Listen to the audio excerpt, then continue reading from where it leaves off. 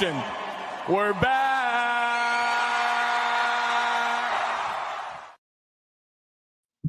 All right, welcome back to another episode of Fire the Cannon. I'm Rocky. And I'm Megan, and we are Fire the Cannon. All right. Welcome back, Megan. Oh, whew, tell you what. We're Rocky, back. I like that hat you're wearing. It's nice and fancy. I like it. Yeah, thank you. So we've had some debate in the past about when is it time to say we're back? When is it time to say we're back? You and I had no problem saying it with our chest at Alabama after that dominating win on the road at Crimson Tide. We had no problem saying we're back. I love this hat. We're back. It's not the perfect orange, but it'll do. It's kind of a faded tan orange, but we're back. Back-to-back back-to-back championship games is what I meant to say. Back-to-back championship games. I mean, how in the SEC, we're back, Megan. Absolutely. Listen, we, like you mentioned, we said this, we put those on out in Alabama. I think the time is right. I know there's a lot of worry and superstition around that phrase. Listen, I'm not going to fault Sam Ehlinger for it. I'm just going to say he was just ahead of his time. He was overly excited. But now is the time. Listen, I don't think there's any argument here. Texas competed and won the Big 12 championship on the way out the door. Thanks, Big 12. We appreciate you. Ain't going to miss you too much.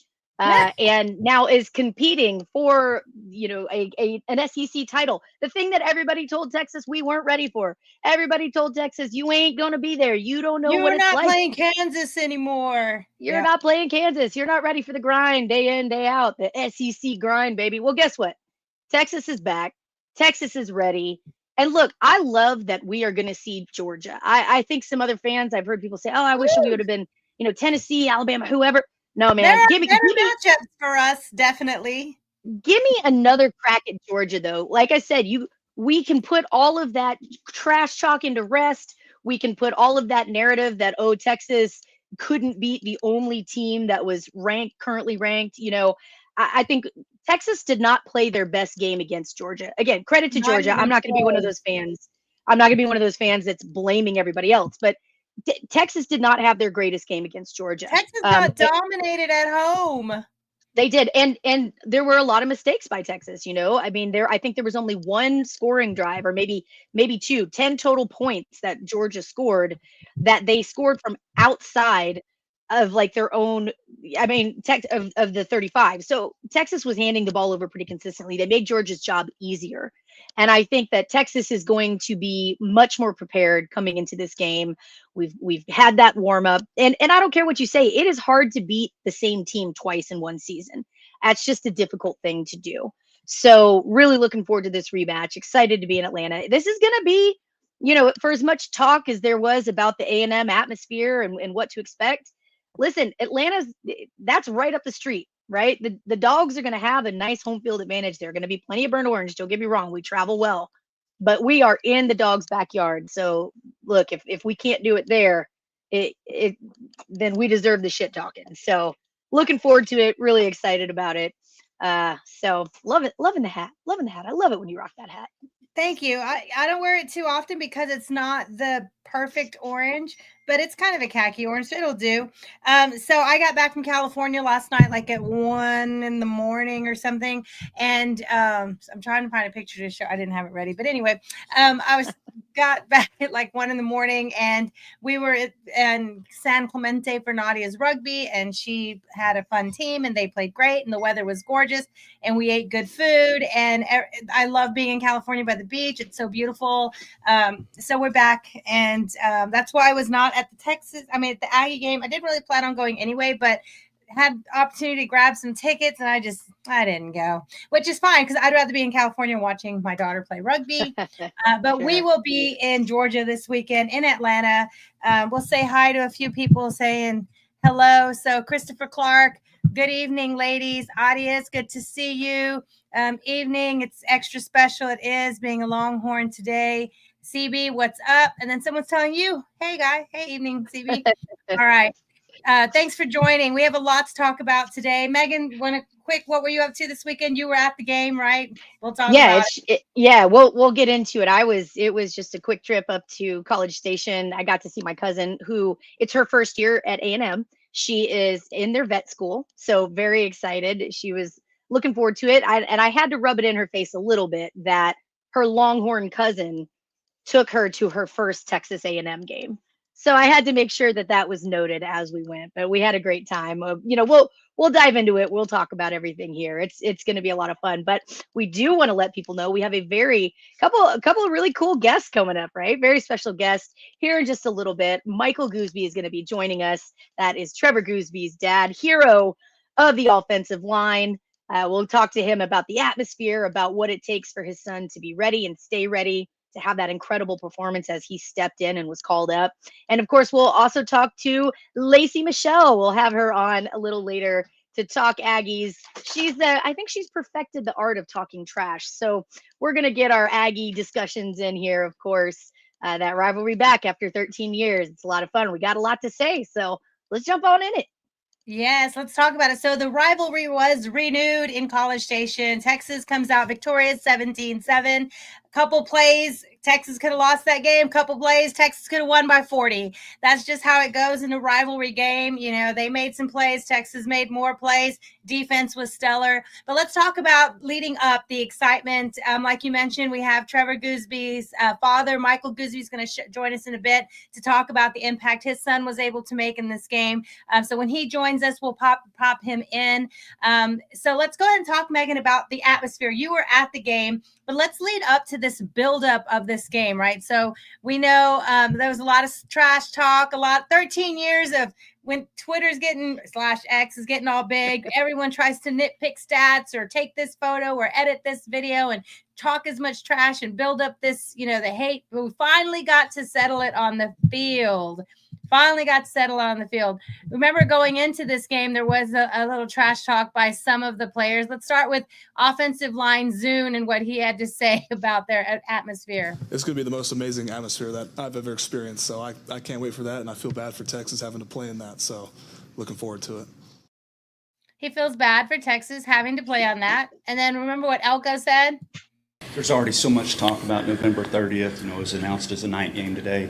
How do you deal with that with your guys and saying, hey, we still have something ahead of us at Auburn, or is that even a big issue with your team? I don't think it's an issue. I think when you're in the situation we're in, it's easy to focus on the task at hand. I think, those big games earlier in the year, maybe you look ahead. If we didn't have that stake, what's at stake, maybe you would worry about it. I think our focus is single-handedly on on Auburn right now and locked in on what we got.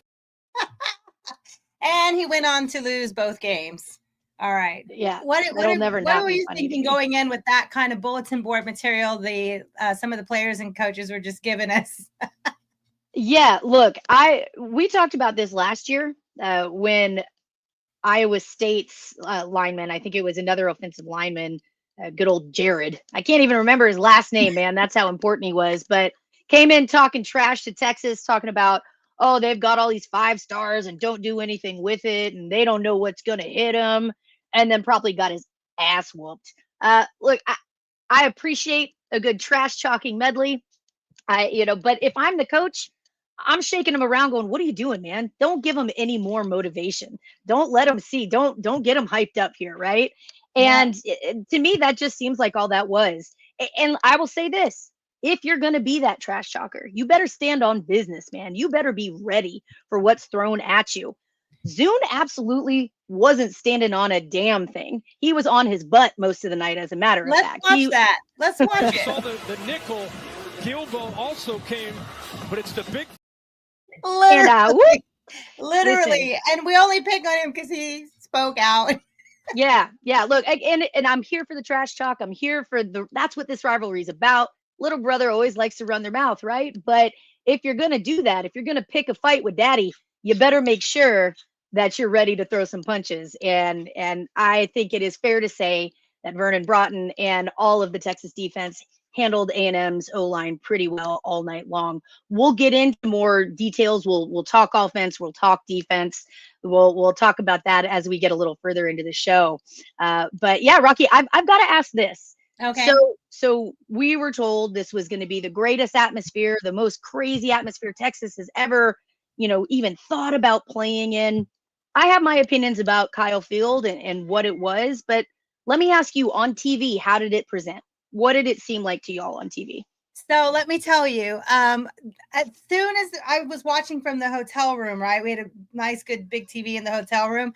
But as soon as the game starts, I had left Naughty at the field with her team. So as soon as the game starts, I have to now drive to the field, go pick her up, go take her to her to back to their dorms, help her pack all her stuff. So I was listening, watching, streaming, watching, pausing, listening. So I didn't get the full effect. Even in the replay, it's not the same watching it on your computer, the same Sure. as the full live effect. Sure. I didn't get the full live effect, but they had, they showed that was supposed to be what was one of the most electric entrances, and we have that video. But it's to me, it looked like a big time game in a big time stadium, the same as a Texas night game and Penn State night game and Ohio State night game. It looked like a night game with fans hoping, against hope that their team would win, pull the big upset. Yeah, I will give credit where it's due. Kyle Field absolutely can be a very, very loud stadium. And there were moments that you're like, all right, I hear it. I hear what you're talking about. The Aggies were up and loud. They had their towels going. They were whooping. They were doing all their whatever. And there were times where it was loud. The atmosphere was rocking, and the fans were ready to be there. As far as the entrance goes, again, I'm going to wear my burnt orange glasses here. I wasn't that overwhelmed with it. I think Texas has a few fireworks. I mean, yeah, I mean, for the love of God, we put fire on in the Moody Center indoors. So to me, having those 6, fire pillars wasn't anything special. I mean, it's cool. It's a cool effect, but it's not anything they're like, oh my goodness, I've never seen such amazing things before, right? This to me was cool. They did a good job. I'm glad they're proud of it, but it didn't, to me, rival anything that Texas does. Texas does a damn good job. You've got Reveille running in for A&M, but Bevo's storming in when he's bounding in through the smoke. I just think that's a hard comparison. So yeah, I also want to give credit to Texas. The A&M fans showed up. They were there, but Texas fans were there too, man. It was loud and proud. We knew that they were going to be pumping in some of the sound to amplify their band. Longhorn band didn't need any such messiness. They were loud. They were crazy. You could hear the band clearly. I was by the band, so little bias here, right? But everybody, I had a lot of friends in the stadium saying, man, we can hear the band clearly. We're all the way, on the level 400s on the other side of the stadium, and we can hear the band clearly. So Texas band was hyped. They were ready to be there. They were showing out. And Texas fans were loud too. And that really shut down A&M fans. I felt in the stadium. I thought they quieted down, and it did not live up to the hype. Now, had they not said a word about how crazy Kyle Field is and how Texas couldn't handle the atmosphere, I might be a little bit more like, yeah, that was pretty impressive. But when you build it up to be this crazy thing that no other atmosphere can touch, and then you don't live up to that, man, that's on you. Sorry. That's on you. So I'm trying to find. Yeah. So we know we saw Sark on College Game Day. So it was College Game Day was in town, and we know we've talked about this a couple weeks ago that if you have College Game Day in your town, chances are you will lose that game, because the record in over the last couple seasons has been abysmal for the team hosting College Game Day, but really bad for the Aggies when they host College Game Day. They have a terrible stat. So we know for this game we had the drama of them bringing in extra speakers, and it's so people can hear the band. No, it wasn't. And then there was even commentary on the game during the game about them not turning them off on time, and questions about that, and Sark having to go talk to the refs about. And who didn't see that coming? We all saw this coming a mile away, that they weren't going to have the speakers off on time. Right. They moving senior day from this game to New Mexico State at night. So it shows you how confident they were in this game. They moved midnight yell to 5:30 p.m. but it's still the midnight yell. And then we saw, the massive crowd. Props to getting that massive crowd, but they had insane ticket prices, right? We saw that it was the most expensive ticket, college or NFL football to this point, season, just to get in. And we know lifetime Longhorn Jackson Jeffcoat. Imagine paying all that money to watch your team get beat. LOL. Yeah, look, it was a crazy ticket to get in, and I will say, I was underwhelmed with the process to get in. Yet again, the system just wasn't they weren't prepared for as much as they talked about how big this crowd was going to be and hyped up the atmosphere the whole time. The gates that we went in were overwhelmed with people trying to get through. Their ticket scanners weren't working well. There was a lot of bottlenecking. It wasn't a smooth process. Again, I hadn't been to Kyle Field since they had redone the whole stadium. It's an impressive rebuild. They put that stadium right on top of you. It's tall, it's towering, it's pretty steep from the looks of it. But as far as the rebuild went, I mean, I don't know. I guess I've traveled enough to enough larger stadiums, and I think Texas and DKR has done a good job with their renovations and things like that too, that it wasn't anything that I was just in awe of. And I thought they had a lot of processes that could have been better. Like my cousin, again, she had a ticket with us, and it was a nightmare scanning her in. She had it on her phone. She had it in her wallet, did everything right, and their scanners weren't working, and they were trying to not let her in. And that caused some problems. Let's just say that caused some problems. So, eventually got in. We were able to sit down, all good in the end, but it wasn't a smooth process. So hopefully in the future, now they've got a little experience with us showing up in the future. Hopefully that'll be a smoother process. We'll see how that goes. Yeah. I agree with Carlos here that I also heard on the band. You could hear the band more than anything. The Texas band was loud, and I don't know if it's because where they had mics or whatever, where the media were filming from, the TV media, but they sounded good and clear, and you could hear the band throughout. Another tradition that came back with this game is the tower being lit completely burnt orange whenever the Longhorns beat the Aggies.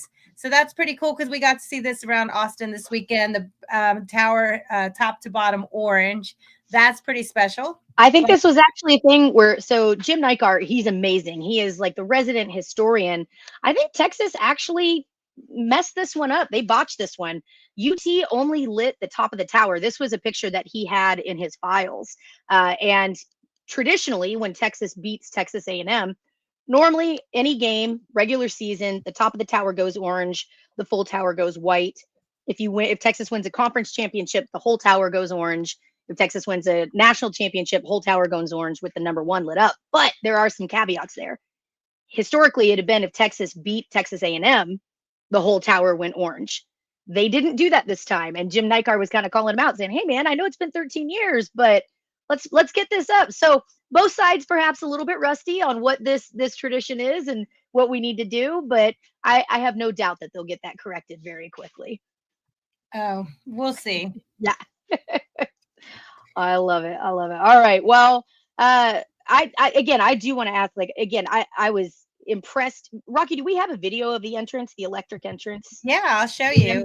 Put it up here. I have it saved as only because they called it that electric entrance. Hold on. Now you're going to make me scroll through all. Oh, that's all right. We don't have to pull it up if you don't want. No, I have it. Here it is. Famous 12th man implored to make a difference. 80,000 were here for a yell practice. It was not at midnight. It was in the afternoon.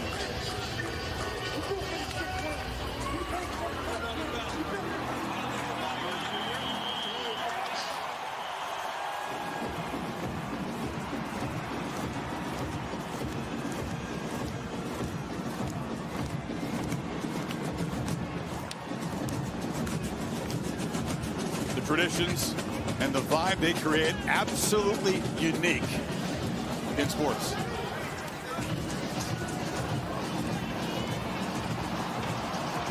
Incredible rebuilding job in year 1 for Mike Elko.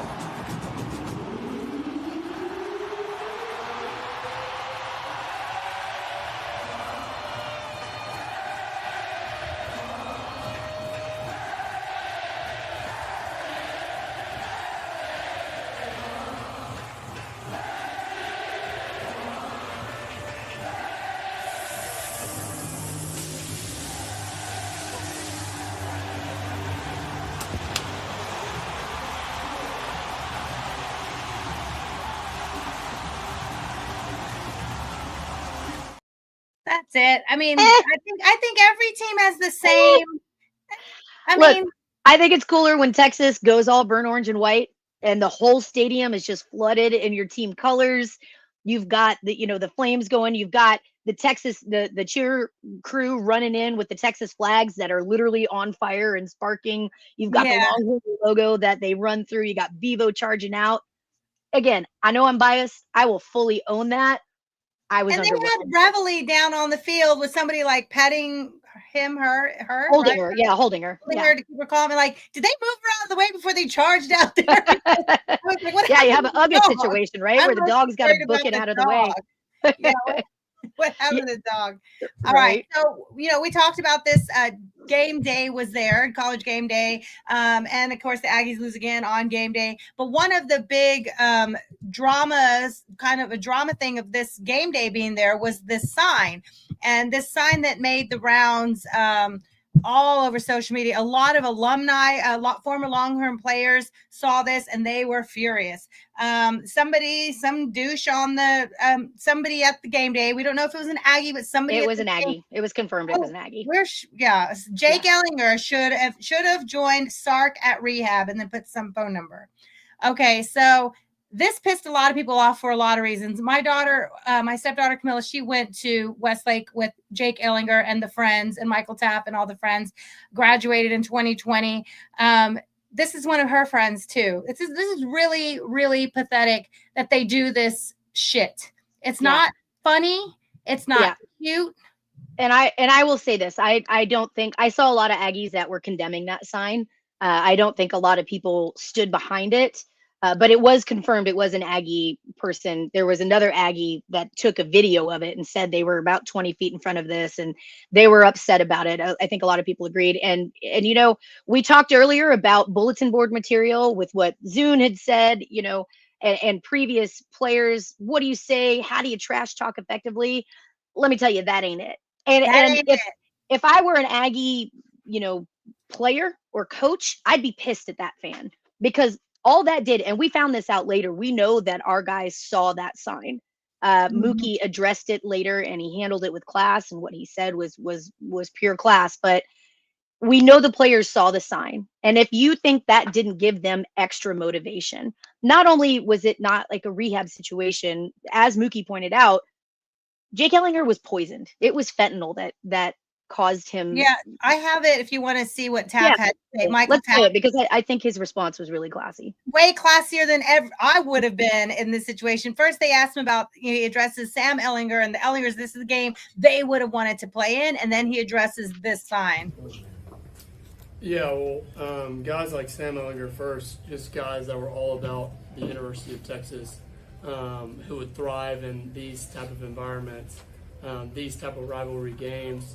I just thought about guys like that because, who knows what they would have done to get this opportunity, and we got this opportunity. So we got to, praise them for them paving the way. Now, to discuss about Jake Ellinger, first I want to say I feel sorry for the person that posted that sign.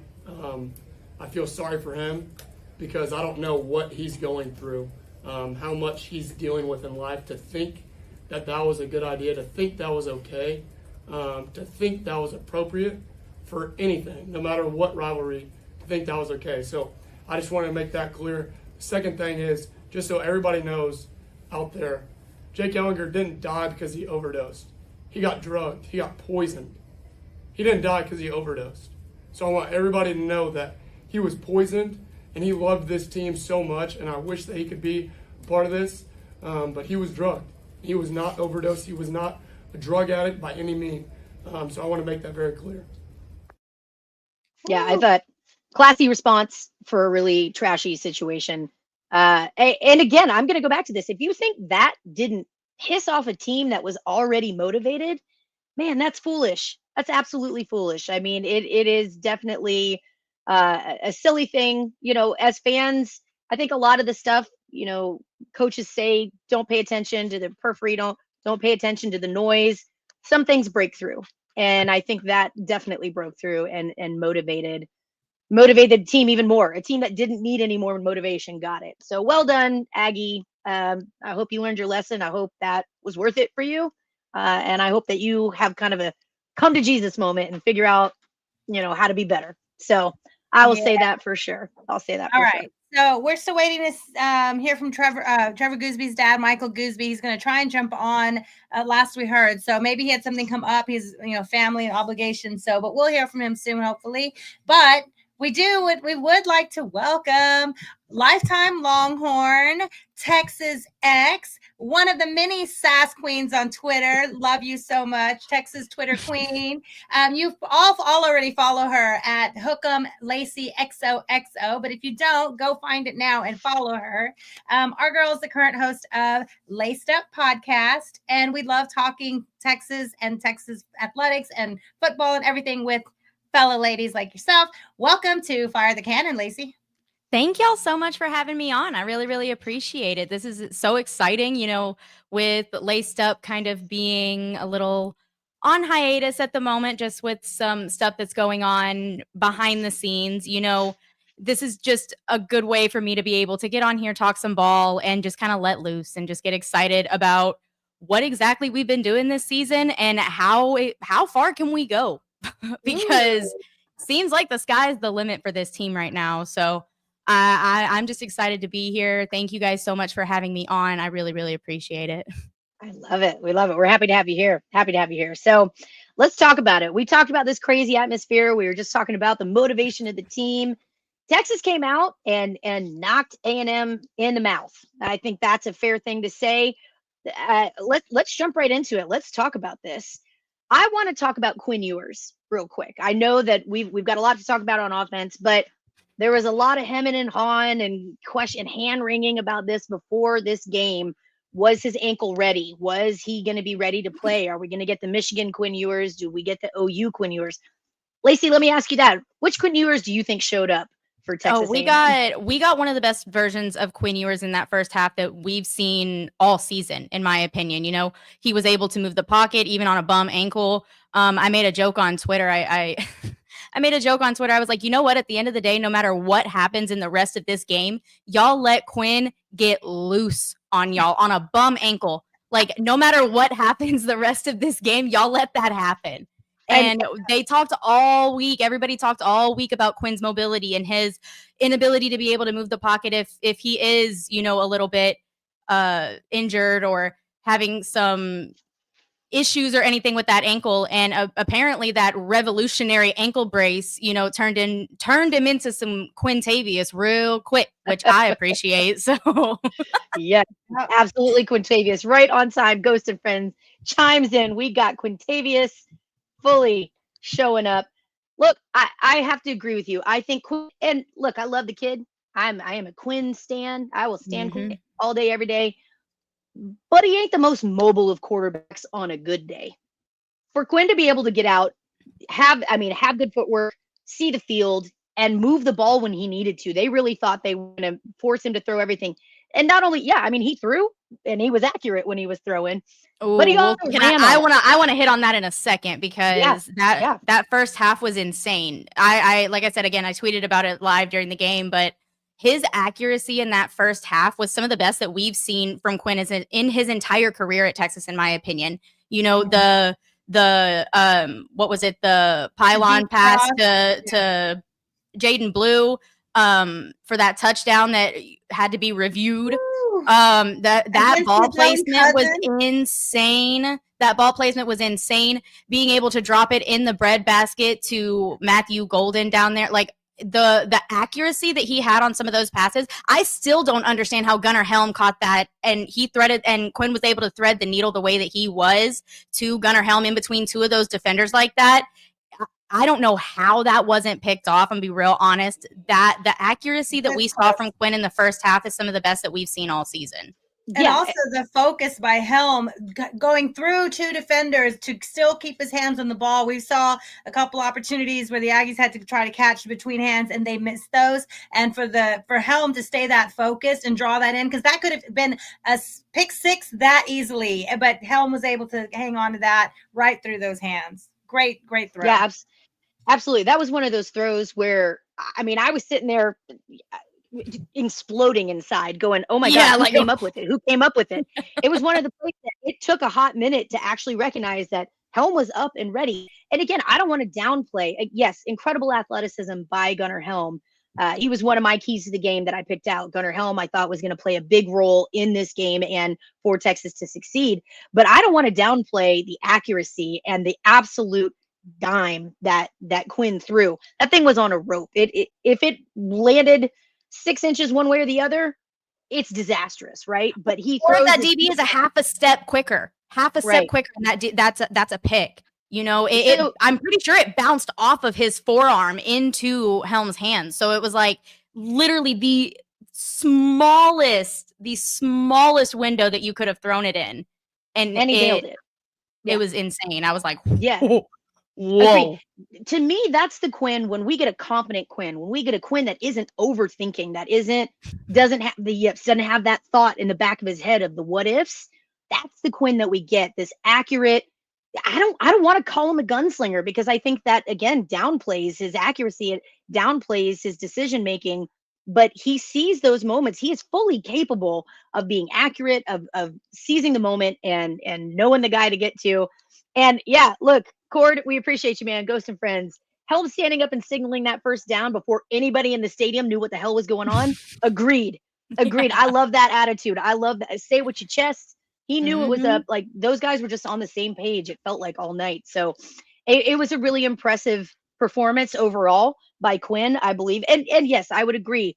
Second half, there's some woes again, which I was about to this game without talking about the interception and the fumble, which were huge red zone turnovers that could have put the game away. They could have put the game away. They left them in there down only 10 points after that pick six. So what Quinn Tavius giveth, Quinn Tavius taketh away sometimes. I honestly don't feel like that red zone play calling did him any favors, though. We were Trey was running the ball down their throats, up and down the field the entire night. And as soon as we get in the red zone, we're trying to do all of this cute crap. Like, what? Just stick to what is working. Agreed. He's running downfield. He's running hard-nosed and physical. He had like 186 yards on the night. 140 of them or something like that was after contact. That's insane. That's insane. And so it was working. There was no reason to put the ball in harm's way like that. And unfortunately, it just ended up kind of spiraling there for a second. But like I said, it was just one of those things that I felt like the play calling did him no favors in the second half, especially in the red zone. I'd agree with that red zone play calling. Now, as far as the interception goes, the ball was tipped.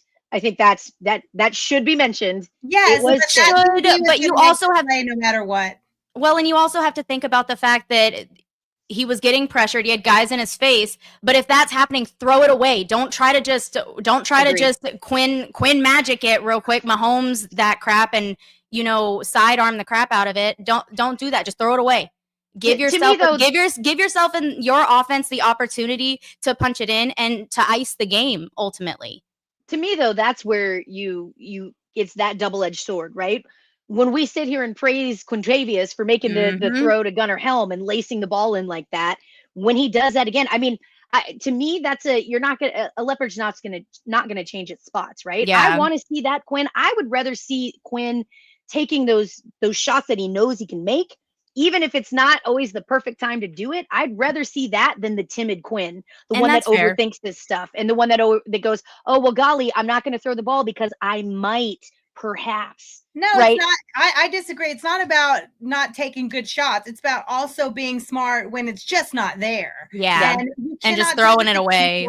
You cannot do this again to Georgia. If the defense can absolutely play their same game this weekend, if the offense comes in strong the first half, gives 2 red zone turnovers when they could put the game away, and then the running game hopefully will travel. We'll talk about Georgia later, but the defense will travel this roller coaster of amazing, insane, Quinn, back to mistakes that could have cost the game against a better opponent, especially on the road.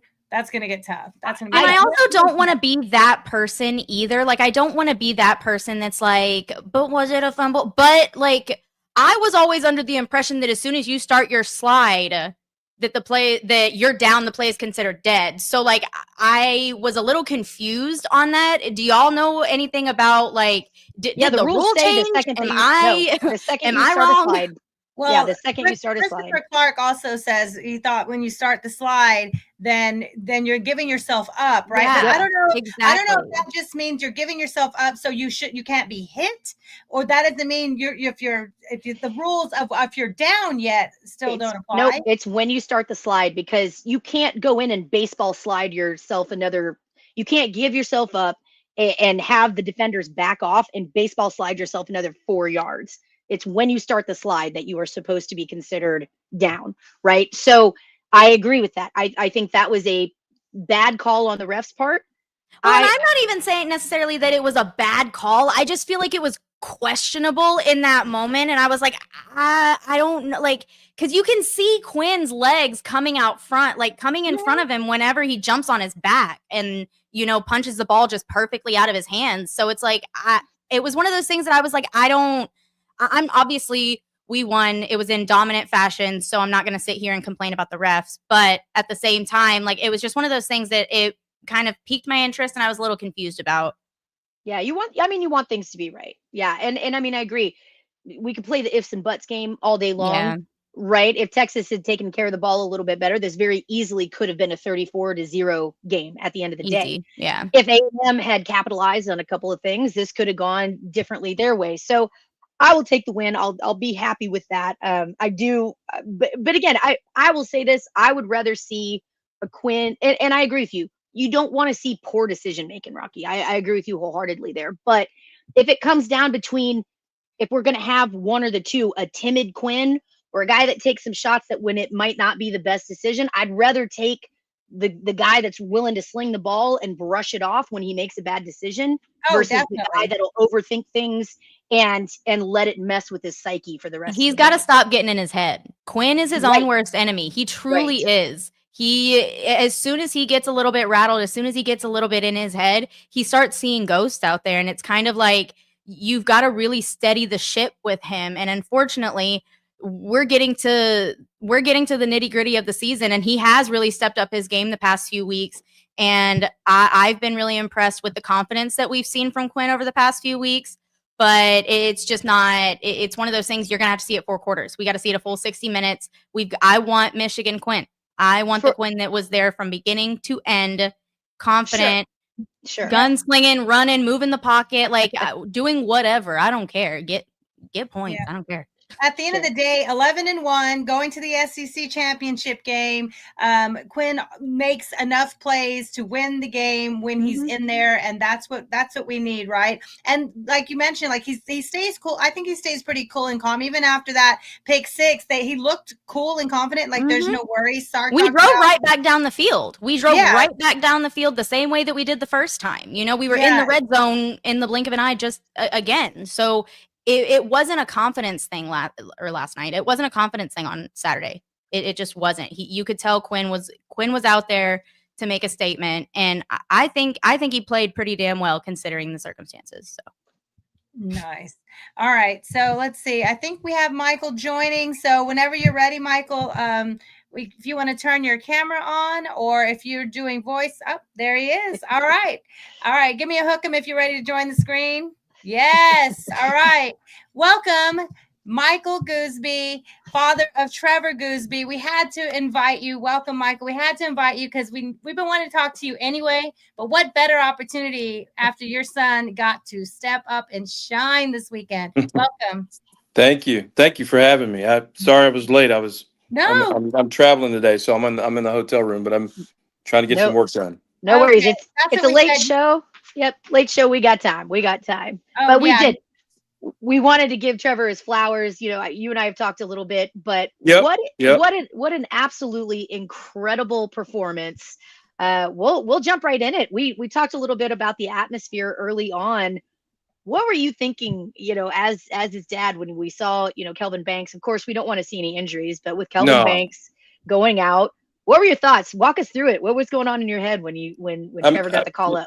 Listen, honestly, just being transparent, this game, for whatever reason, I came to the game with a good buddy of mine from Houston, So I flew into Houston, and then he brought me to the game, and I met Cynthia, Mama, and my baby boy Austin at the game. And so we parked across the street from the highway or from the stadium, and I left my glasses in the car. Oh no. Okay, so now I can't see the other end of the field, right where we were sitting. So I turned to my son. I said, "Who's on the ground? Who's down?" He goes, "I think it's Kelvin." I'm like, so in my mind, I'm thinking, "Oh man, is he okay? What are we doing here?" Because normally, if Kelvin does go out, he's gone for like one play. Yeah. Right. Maybe a series, maybe. But anyway, yeah. So I turned to Cynthia and I said, "Wow, I think it's his time. I think he's going in." And sure enough, he trotted out there. And I don't know, as a dad, as a parent, I was just ecstatic for him, excited, nervous. Didn't know. I knew I know what he's capable of, obviously, but you just never know as a parent. You're thinking to yourself, "Hey, man, just go and do what they've taught you to do." It's everything that Flood's taught him, the staff.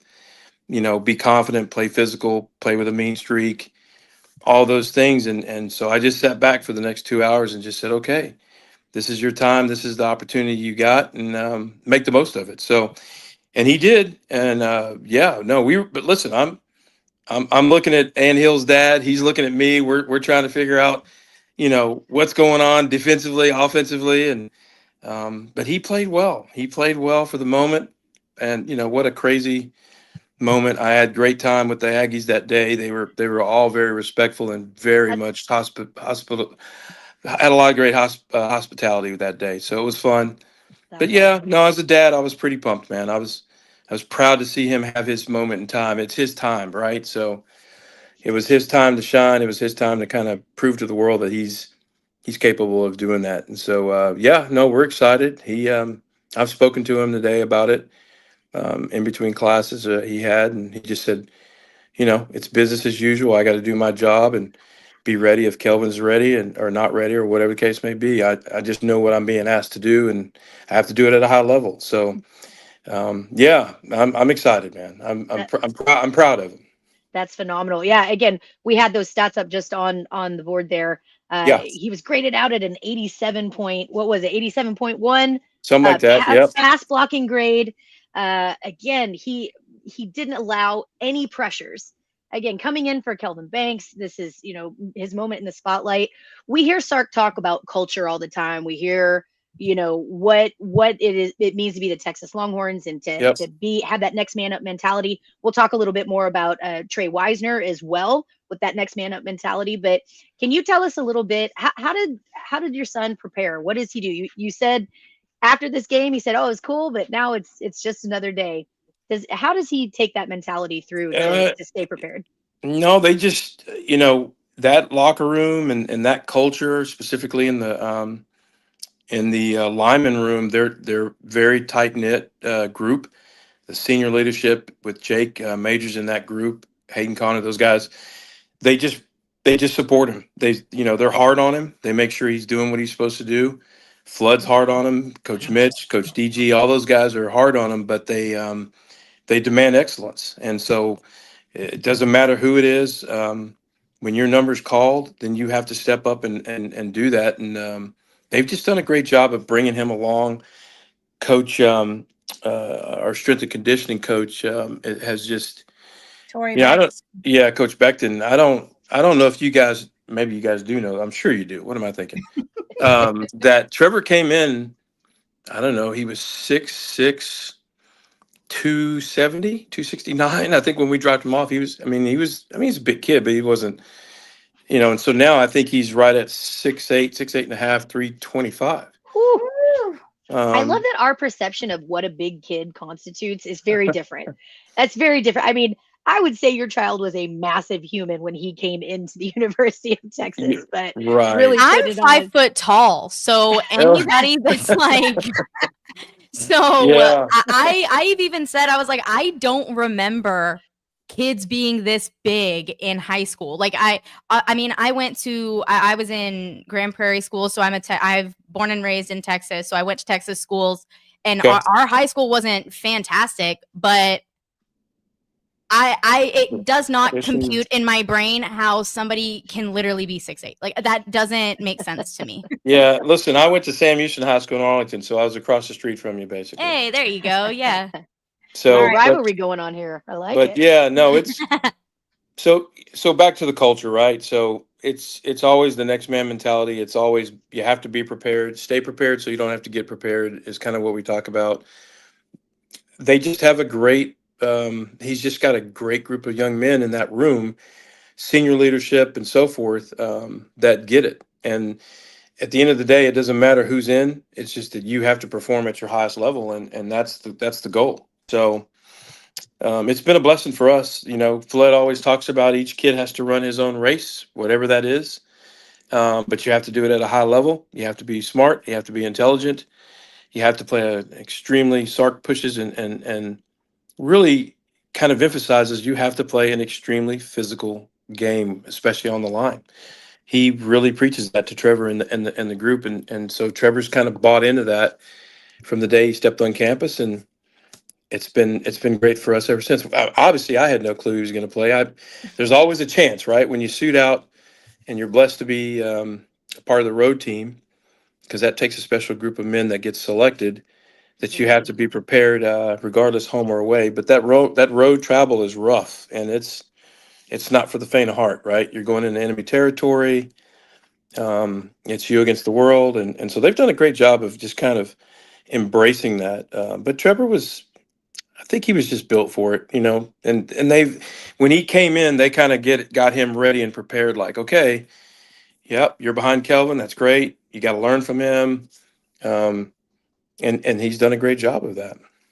All right, let's listen to Sark, because he mentioned your son briefly in the press conference. I don't know if you got to see his press conference today. This was his note about Trevor coming in. How we responded to adversity, I thought, was really critical Saturday night as well. You know, when you look at Kelvin Banks getting injured 7 plays into the game, you lose your starting All-American left tackle, and in comes Trevor Gooseby. I didn't think anybody blinked. You know, he didn't. The guys around him didn't, and he played a heck of a game for us. He played a heck of a game. Yeah, I mentioned him for what it means to overcome adversity. We've seen a lot of people praising the physicality of the entire O-line, and like he said, for your son to step right up, you know, one of the top NFL prospects goes down, and you hope it's just a play, but you know, it ended up coming back in plain clothes. So your son, we're just so proud that he was prepared and developed and ready, and not just for vanilla offense at home. This was they were throwing stuff that we haven't seen as fans all year. New plays, you know, Arch got in there, and your son was part of the packages. They went full, all gas, no brakes on the road in that environment, and he didn't miss a step.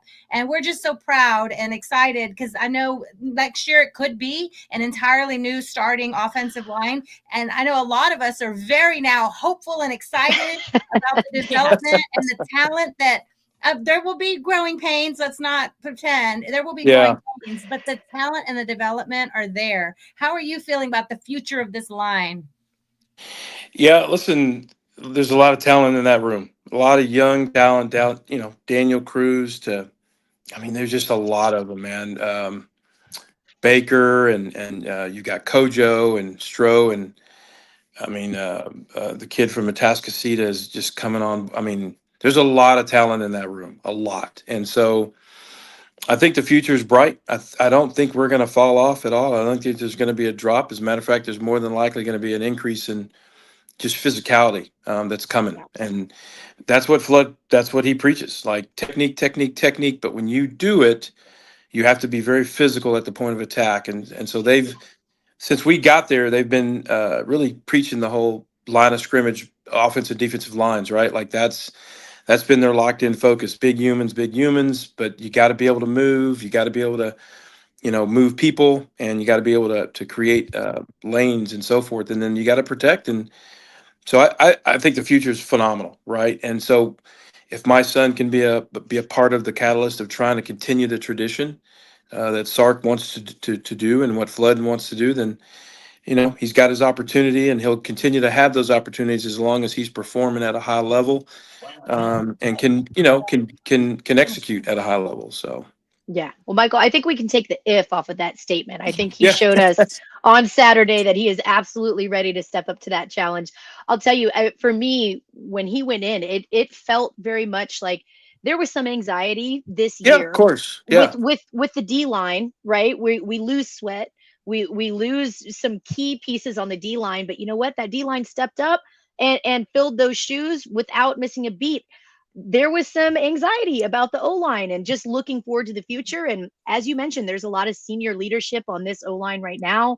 We know that Kelvin is very likely slotted to go quite high in the NFL draft. So No doubt. some little trepidation there, right? But the second that Trevor stepped in and performed the way he did, I was like, you know what?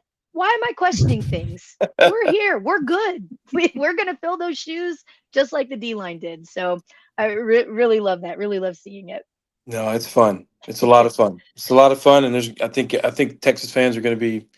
I think they're going to be pleasantly surprised as to what's being built behind the scenes because they're not building it for today, and they're not building it for tomorrow. They're building it tremendously for the future. So I think you're going to see a lot of different. I mean, there's so much talent. I mean, the 23 class, the 22 class has been a catalyst. The 21 class. I mean, these guys are just they've been killing it, and so a big part of what I see is the development, which is probably something most fans will never see because they're not parents of those kids. But you get to see them when they finally land on that football field and get their chances. The development side of this staff is second to none. Like what Torrey Becton does in that spring and summertime, really throughout the whole year. Now that I think about it, because Trevor has to lift twice a week already during the season. So.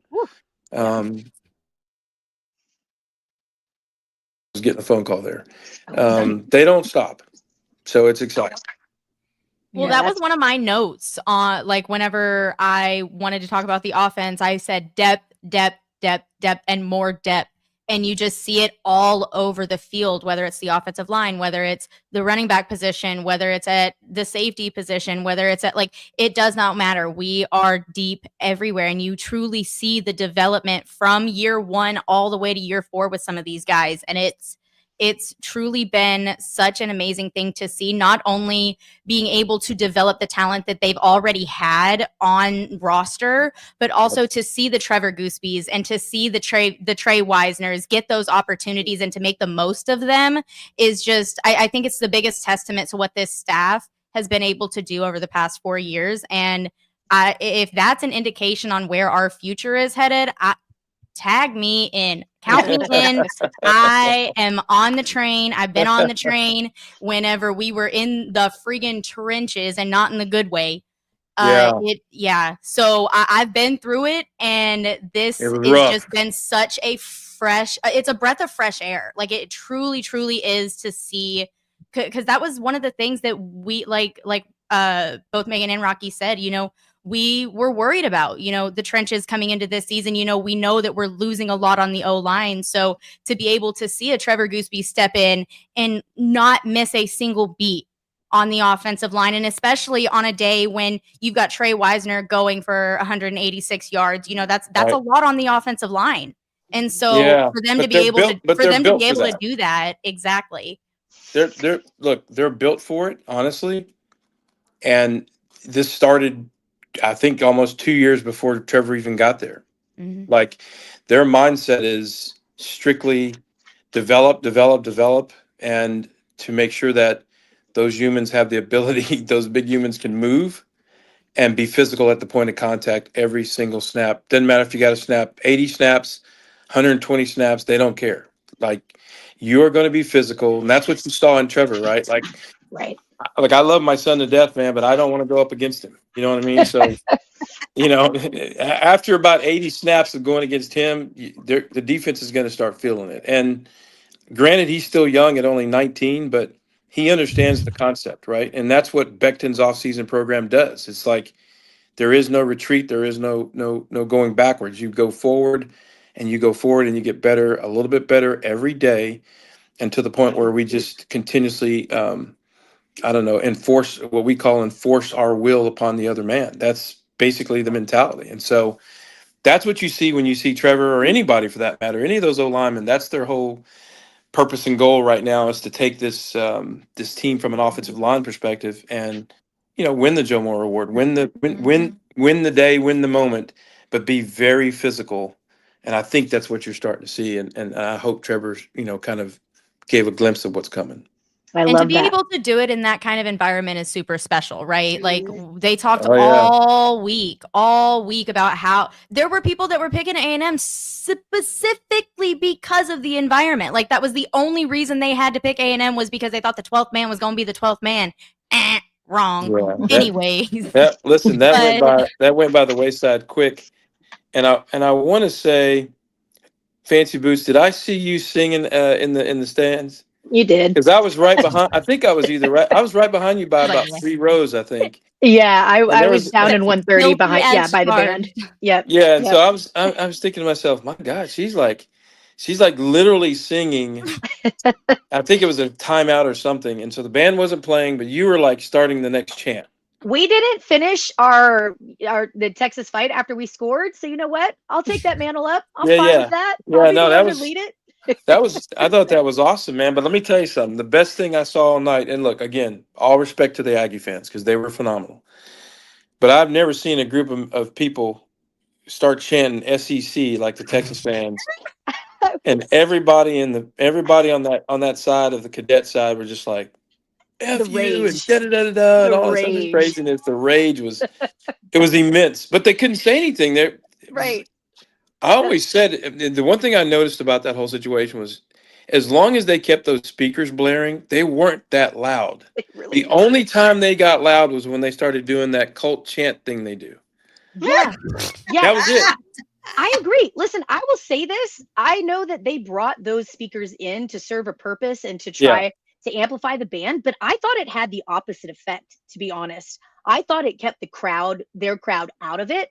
I thought they were drowning out what anybody was trying to do. So, as much of a little B move as I thought it was, keep doing it, Aggies, because I think it was counterproductive to what they wanted. I thought Sark was even funny. saying Sark was even saying during the game, like they came over, one of the commentators even came in and said that he was getting more ticked off about the music being playing while they're trying to get their calls in and everything than they were the crowd. They're like, this crowd ain't like, not that it ain't nothing, but this crowd ain't much, but can y'all stop playing music while we're trying to get our calls in, please? That'd be nice. That was the thing. It was the speakers. That's what I'm saying. The speakers were blaring the music so loud, but when they didn't have those speakers, when the music wasn't blaring, the crowd was respectfully loud, but it wasn't overbearing like, oh my God, I can't. It wasn't deafening, right? Yeah. But as soon as they turned those speakers on, that's when it got, in my opinion. But once we went up, that crowd was like,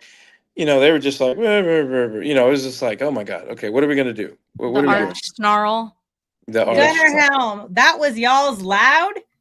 Yeah, exactly. Listen, No. I'm all for the trash love talking you, after the Gunner fact. Helm. I love it. I love it. You Hey, earned it. You earned it. Listen, do the talking, let your play do the talking, and then you can come back because Texas owns scoreboard for another year on the Aggies. So really, I mean, what are they going to do about it? But Well, and that Aggie offensive lineman that said that was kind of yapping a little bit before the Yeah. game. yeah, we mentioned Put him earlier. on his bootay. Yeah, Put look, on his We showed butt. the clip. We I showed said the this clip earlier. If you're going to talk like that, you better stand on business. And what he did was sit on You saw business. the nickel. Gilbo also came. So, no, definitely. Michael, I did want to ask you, you've mentioned a lot. You've talked about Flood and the importance that he's played and Becton and how he's helped your son develop and grow. And you've talked a lot about player development.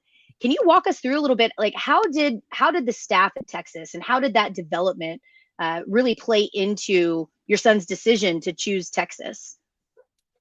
Yeah. So I'm assuming you guys knew we were originally committed to TCU, right? Yes. Yes. Okay. So that story is kind of wild, but so We want to hear it. Well, we're here for it. We got time. yeah, no. So listen, shout out to TCU. They did a phenomenal job. The guy that actually, besides Sonny and his wife was phenomenal. She's amazing. And she's a hell of a recruiter, by the way. Her and her whole family, they do a great job. But what happened was Sark offered Trevor in person. We came down, did all that. That was great. And then they scheduled the unofficial at the end of July. I think it was like the 23rd or 22nd. It was the last weekend of July. And so the crazy part is TCU, when we told TCU set the schedule for us to do our official visit the week before. But TCU found out that Texas had offered. And so TCU was like, listen, why don't you take that visit with us the last weekend of that? Because that's the last weekend before the silent period Dead happens, or period whatever they or call whatever. it, dead period Yeah. or whatever.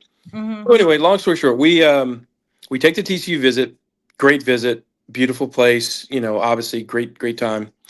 And then we came back. He had already been committed to TCU, right? So that was his official. The very next week, so we start our official visit on, I think, a Thursday afternoon or something like that. No, Friday afternoon or Friday morning, whatever it was.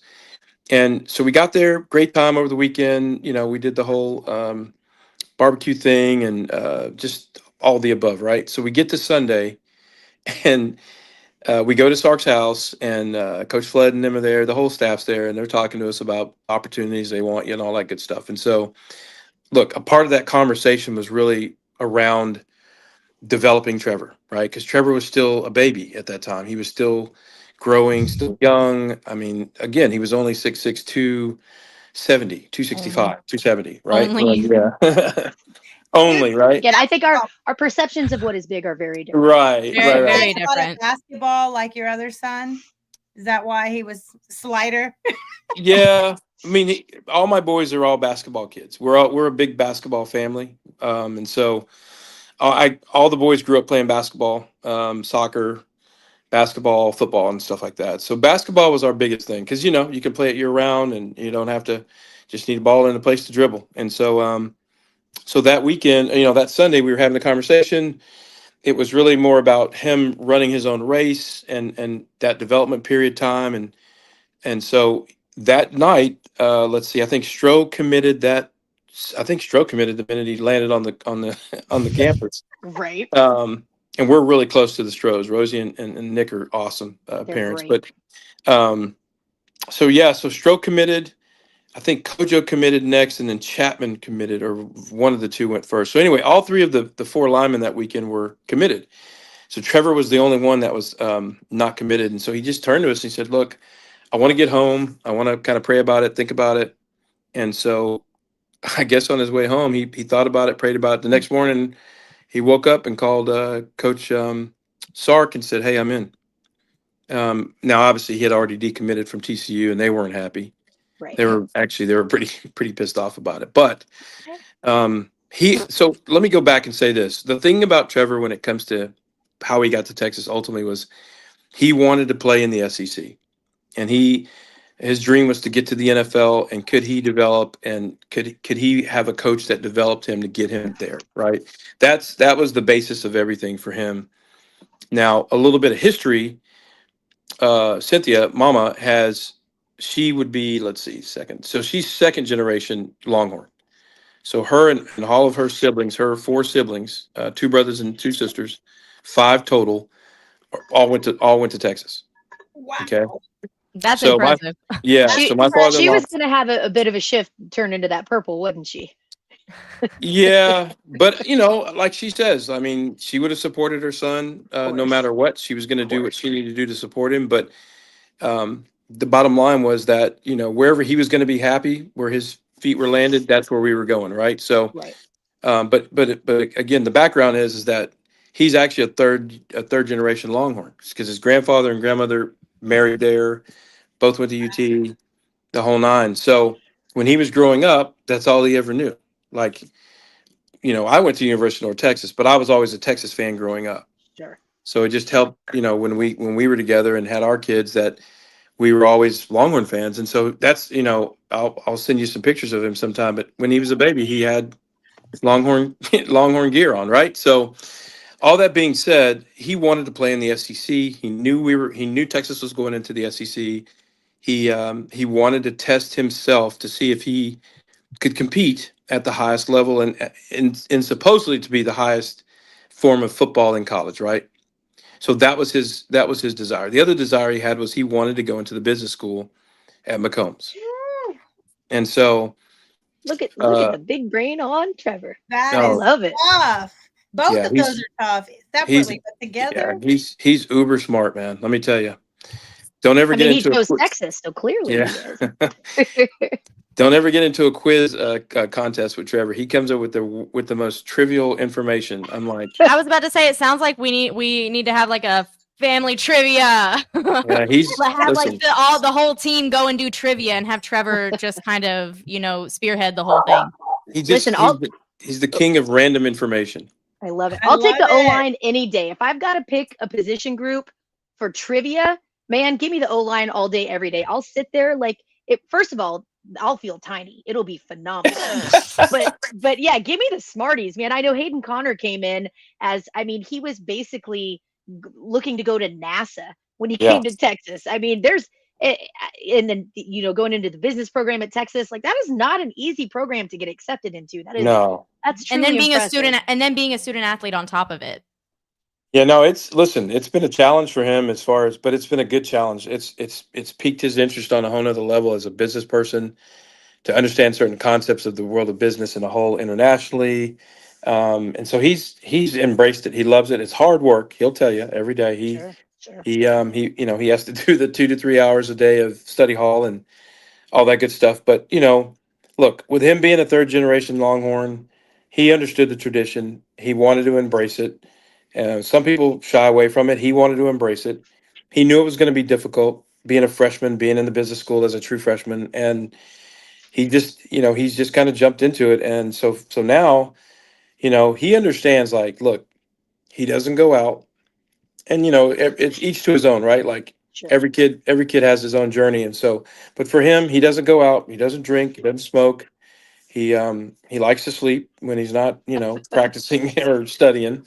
It And takes a lot to rest that body, man. yeah, yeah. And so, he spends a lot of time on video games with his brothers, talking about life and playing whatever they play. And so he's locked in, right? So he understands, like, I'm not here to go out and see the world in a sense, but I'm here to embrace kind of the work I'm doing, the hard work I'm trying to get through, trying to get my degree.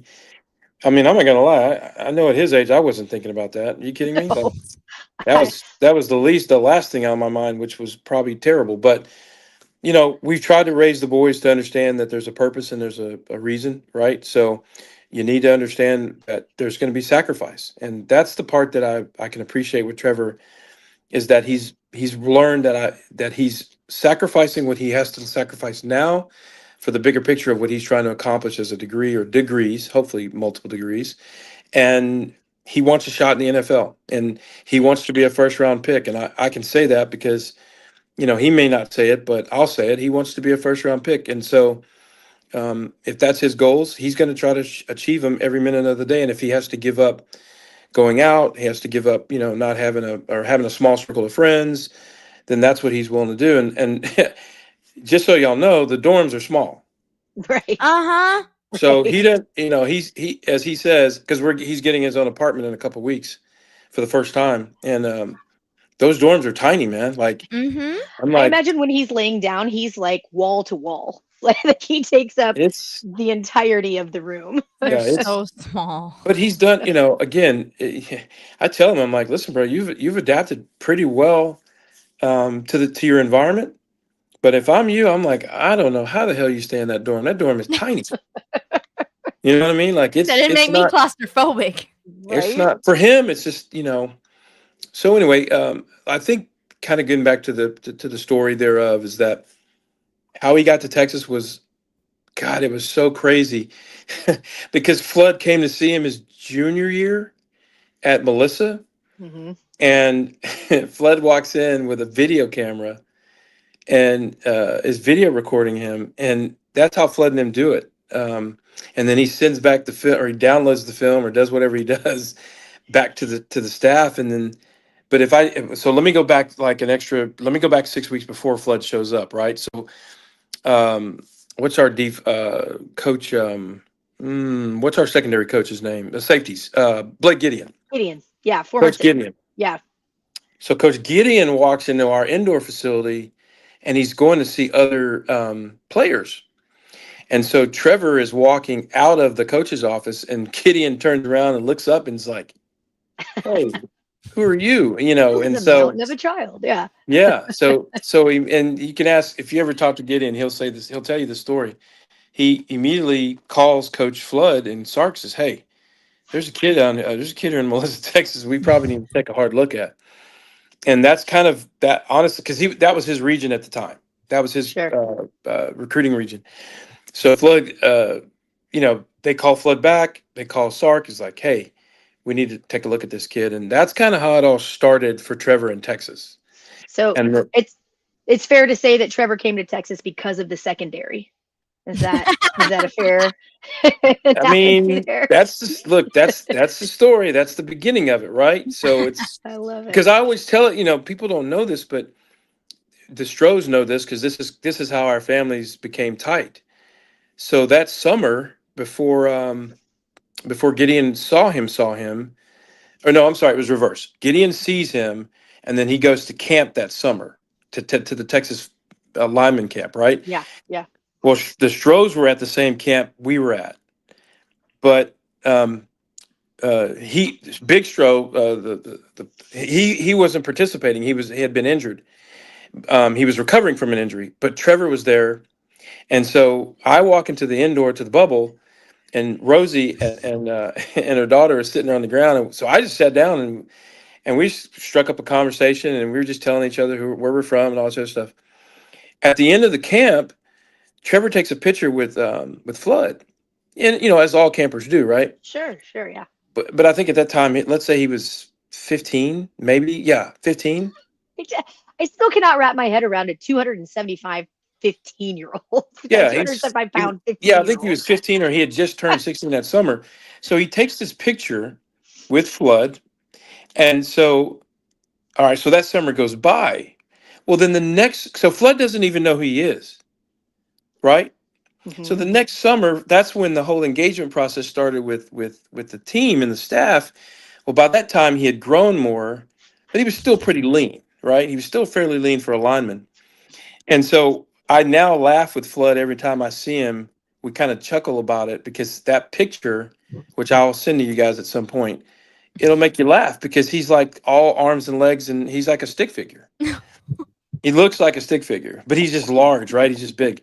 But that's how we met the Strohs, and that's how that whole recruitment process started for Trevor. And then you fast forward to junior days, and that got done, and then they offered him, and that's basically how he got to Texas, man. That's awesome. It's been an amazing time. But I will tell you, I've never been nervous about the fact that we choose the right place. Yeah. The only thing that I was ever nervous about was when was his time going to arrive, because you don't know. You just don't know. Do you feel that there's a more clear path forward now, given his performance against A&M, and given you've watched the development, you've watched his growth since he's been at Texas? Do you feel more confident in that path forward and his ability and his potential coming up next year?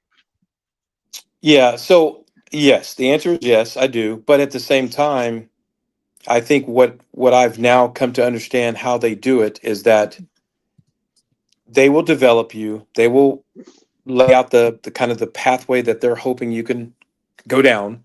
And then they will monitor you every day, from nutrition to your weight, to your speed, to everything, your mindset, your attitude. Like, they watch everything. And they're constantly giving feedback, in a sense, to well, in this case, Trevor. And so they let them kind of run that race, right? Like, they lay out the foundation. What are you doing in the weight room? What's your attitude in the weight room? Are you bringing your teammates up? Are you encouraging them? Those who have bad days, are you there to help them? They run it. I don't know. I kind of like a pro system, but a little bit more culturally driven, if that makes sense, right? Mm-hmm. So you can't, not that you can't run around having bad days, but they're not going to let you just sit around and mope and kind of get through the days, right? Like, it's high energy all the time.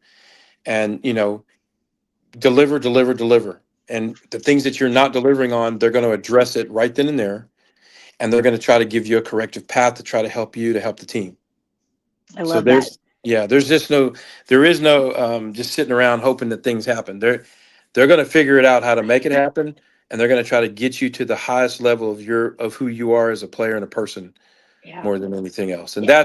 that's the culture that I'm seeing built. It's not perfect. They have outliers of kids that struggle with that. Sure. And that's just a matter of managing 100 plus 17, 18, 19, 20. Yeah. Well, and I think we've seen that play out a little bit, but I love this idea that, because we talk culture all the time. Sark talks culture all the time. We say it. I'm sure our listeners get tired of hearing us repeating how important the culture is, but it still stands true. I love that you bring up the idea that it's not just, you can't just say you're about it. You got to be about it every day, Yes. day in, day out, whether people are watching or not. It's what you do when people aren't watching that matters the most. And I think that's we hear that time and again, and to see that emphasized, I think, is really wonderful. So Absolutely. Let me, Yeah. Michael, I appreciate that you mentioned that Trevor's goal is to be a first round pick. We've seen the development under Coach Flood. This is the latest projections, draft NFL, some mocks, are out. Yeah. Kelvin Banks, a top 4 pick. And look at that. Cam Williams in there as a top 17 pick. Jade flying up the boards, separate defense development, but also the culture, the team development is happening. But you see, there's a potential in some of these mock boards for there to be 2 first round offensive line picks coming out of Texas, with the development and the scheme and the program and the culture and all the things that go into why would an NFL team invest in you at that high level.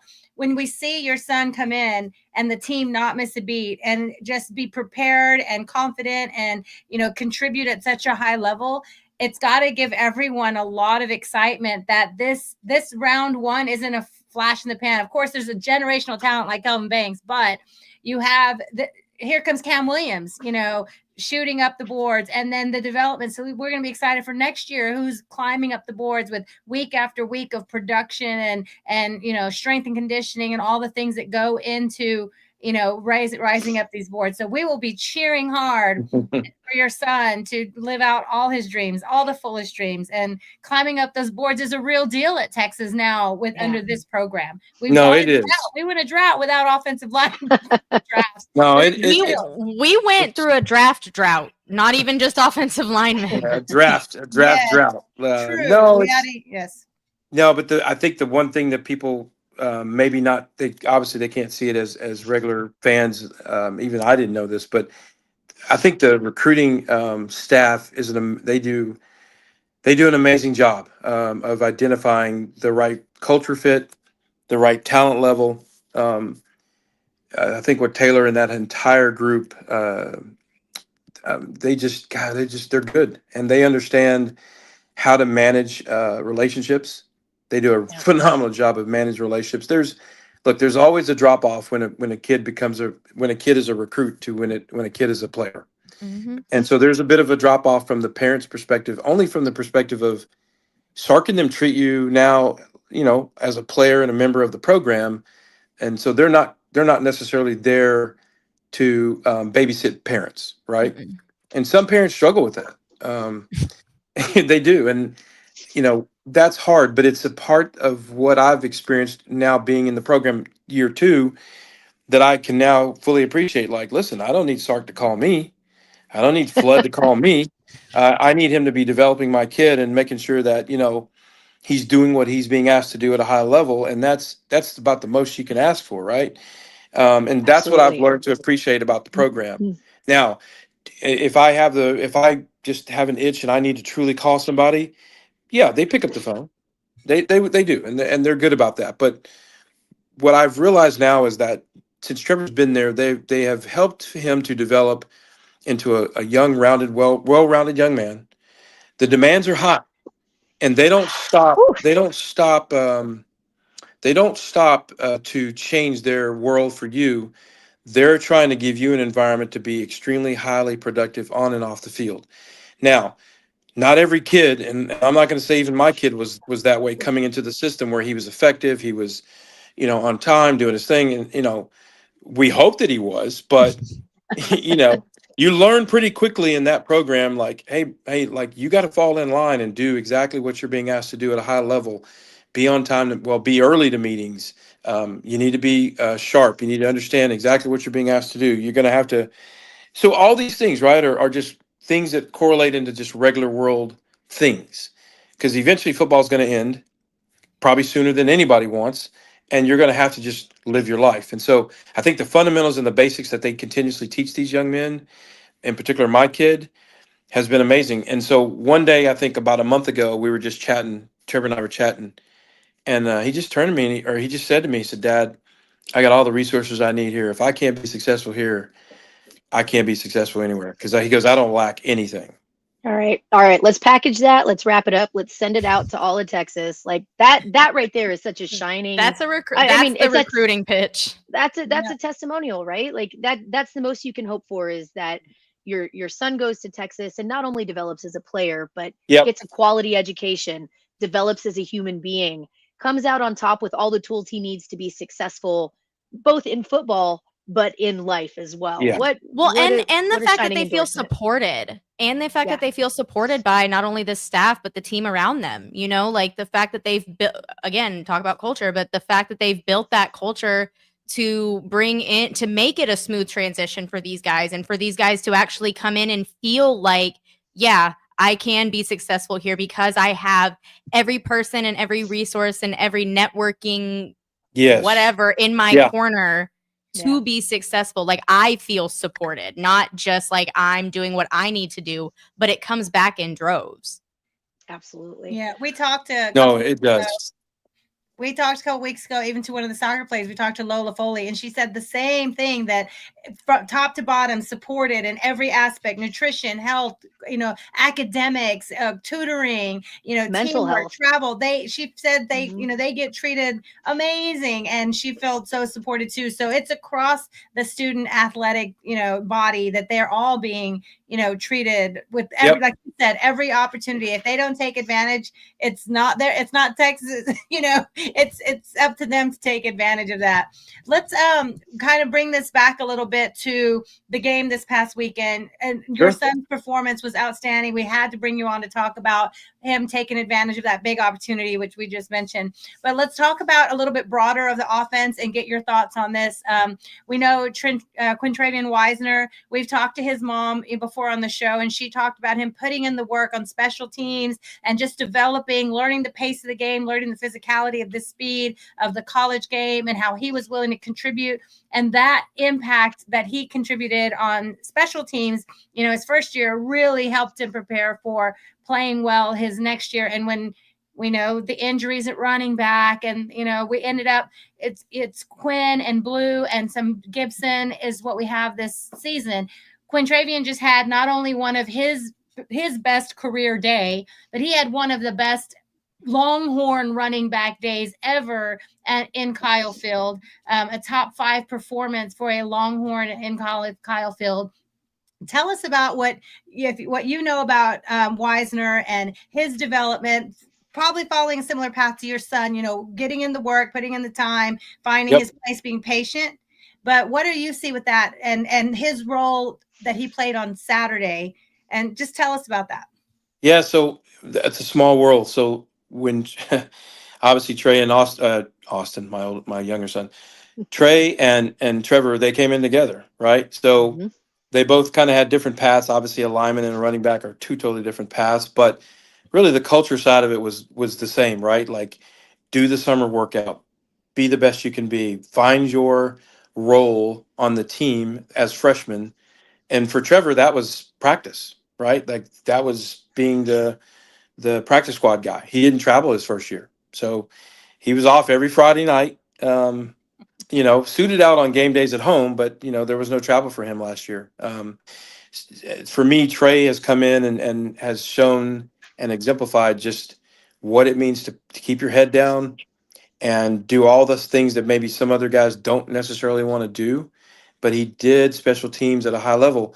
And let's just, so everybody's clear, in order for anybody to make it to the NFL, unless you're a first round pick, you're going to play special teams if you're a skilled guy.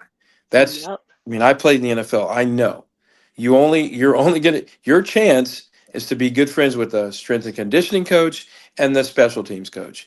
So I think he kind of embraced both of those opportunities his freshman year and really developed, got stronger, got faster. And he's really a phenomenal kid because he doesn't, I mean, he's just a good yes sir, no sir kid.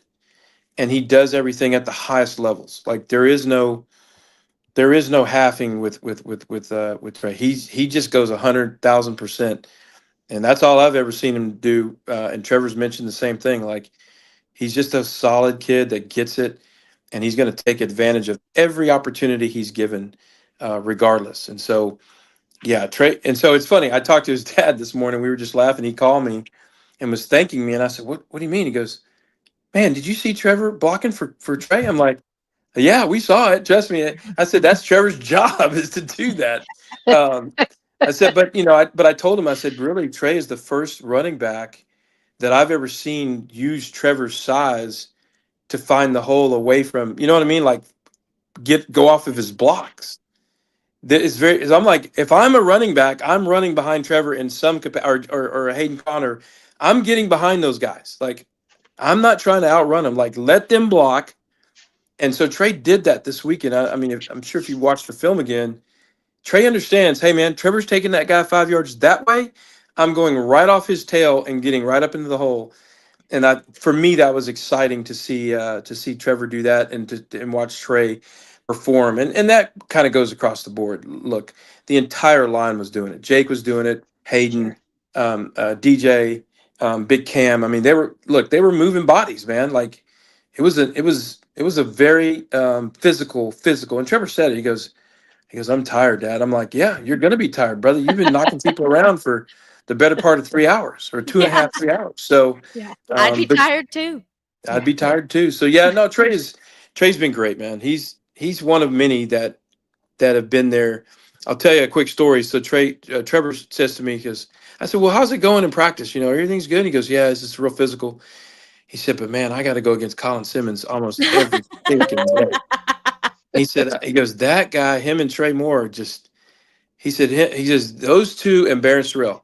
He says, he doesn't go against Barron as much. He said, but those two, they're fast. He said, if I don't get out of my stance, it's over with. And so to their credit, a true freshman coming in and doing what he's doing, amazing. And Trey Moore is just a consummate professional. Like he is the real deal. And so there are times. Oh, that's Trevor trying to call me now.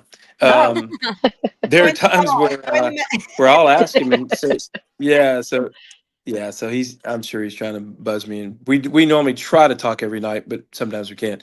But no, I mean, listen, it's been phenomenal. Back to the Trey conversation for a minute. What an amazing young man. And trust me when I tell you, he's got top end speed. So just at some point, he's going to break it. And you're going to see a guy just leave everybody in the dust. It's going to happen. Yeah, we're all excited for that and ready for it to happen for sure. Let me ask you this. All right, and we appreciate your time. We thank you for being here for as long, and we'll take you for as long as we've got you. But we also understand, you're on the road and you're traveling. You've got a son that's calling you too, so we don't want to take too much of your time if you don't want to be in for it. But no, you're good. We appreciate you. So let me ask this. I think after watching the Texas A&M game, Texas was really good. One of the things that Rocky had on her list, and a thing that Rod Baber says all the time, break tendencies, right? Break tendencies. And I think Texas did a really good job of that. They threw some packages at A&M that A&M was not ready for, getting Arch in there a little bit earlier than we thought, even though Quinn was good to go. Yep. Rocky, I'm asking this for you, my friend. And Michael, I want to hear this from you too. And we don't want you to give too much away, but can we expect, how much do they work on those kind of breaking tendencies and kind of those fun, crazy plays on the offense? And can we expect to see some of that in a different light for Georgia? Okay, so I'm going to give full disclosure on that question. That's what we're here for. We love it. The one thing that Trevor and I have kind of an unwritten rule is he doesn't tell me or give me any no insider info. He gives me So he gives me no insider information on specific plays or formations. And I don't take any information I don't ask. Well, let me back up here. I don't ask him about it because I don't want to put him in a compromising position where Absolutely. he feels like, hey, Dad's going to call and ask me, hey, what do we do? What's the game plan for this week? And then, Oh no, it of course gets out not. and all that stuff. So Wait, you're not going to put the playbook out on the internet before the game? That's Right. weird. What are you talking about, Michael? Come on. Right. So yeah, so that's kind of our internal unwritten rule, right? We don't talk about specific plays or formations, but what we do talk about is kind of the mindset going into that week's game plan of. And look, every week it's always, hey, play physical, play fast, and so forth. That's always kind of the given. But we do kind of get into the conversations around, are you being asked to be more flexible, right? Transitioning from one side of the line to the other. Are you able to, are you being asked to double team more this week? That's about the extent of what we're asked. So I'll be honest with you. When you saw Trevor flip from the left to the right on a heavy set tackle, the over tackle thing. Yeah, the over tackle thing, Rocky. Right. So I'm thinking to myself, didn't see that coming. You know what I mean? Like, what the heck's going on? Like, he literally shifted in the middle of the play to the right side. I'm thinking, okay, this is a new wrinkle we hadn't talked about. But look, I'll be honest with you. There are things they work on, and he'll tell me. He doesn't give me specifics, but he'll tell me like, Sure. hey, Dad, we worked on about 3 different plays that I think will completely shock you when you see them. Now, really I think cool. they work on those plays every day. Yeah. I think Sark only brings them out when he specifically feels like there's a time and a place. But I think they work on those plays every single day, and I think he always has them in his packages whenever he feels like this is the moment in time within the game to do it. And it's fun. I mean, look, I'll be honest with you. I think Sark's kind of pulled back a little bit on the passing game personally, because I think he's playing to his strengths, not his weaknesses. Yeah. And you've got a quarterback that's probably a little bit banged up, and he needs to heal up. He's coming back from the stomach, issue, and then now he's got the ankle. And but I'll be honest with you, I think Quinn has done a phenomenal job, given the fact that he hasn't been fully, healthy. I think he's managed the game properly. I think that the way Sark and them have played him, they're playing him to his true strengths of what we can do offensive line wise and blocking wise and run scheme wise. And so I think those are the things that I can appreciate. And look, we would all love to see a 52-7 game. Like, let's put this thing in the 500-600 yards per game thing. But I think he realizes, well, maybe this is not that team, right? Mm-hmm. Our defense is amazing. The things they do on defense is ridiculous. And the positions that they pull us out of is, I'm just like, what's going on here, man? Like the half inch man, yard like line. It's amazing. So right, so and to get a tackle for loss, for 4 or 5 yards. Right. So you look at it and you go, okay. I mean, as the head coach and offensive coordinator, you're thinking to yourself, well, I don't really need to press my luck necessarily. There are times where I can take my shots. Okay, great. But let's lean on the offensive line. Let's challenge them to move people, and let's challenge what running backs we have left to run at a high level, right? I think, yeah. Go ahead. I'm sorry. Yeah. I think that's where we are. No, and I think that to piggyback off of that a little bit, I think Sark is actually one of the things that I can appreciate about this team is we can win multiple different ways.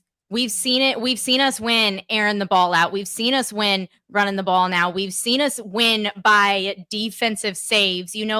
We've seen us win in so many different styles of play that I feel very confident, especially headed into the playoffs, with just how this team is going to perform because they've been in these dogfights. They've been on the road in Arkansas and came out with a 10-point win. They went to A&M, and even though the scoreboard didn't necessarily show it, but that was complete domination on both sides of the ball, whether they want to admit it or not.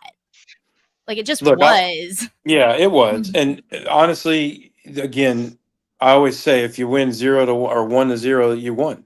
You won. And so I think that's kind of but I think that's a culture thing with the staff, right? I think the staff has said, look, we're gonna have a game plan. This is our game plan, and we're gonna stick to our basic structures. If we can take our shots offensively, great.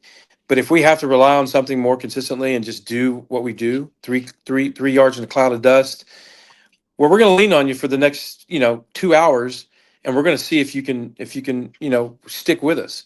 We think we have better people on both sides of the ball.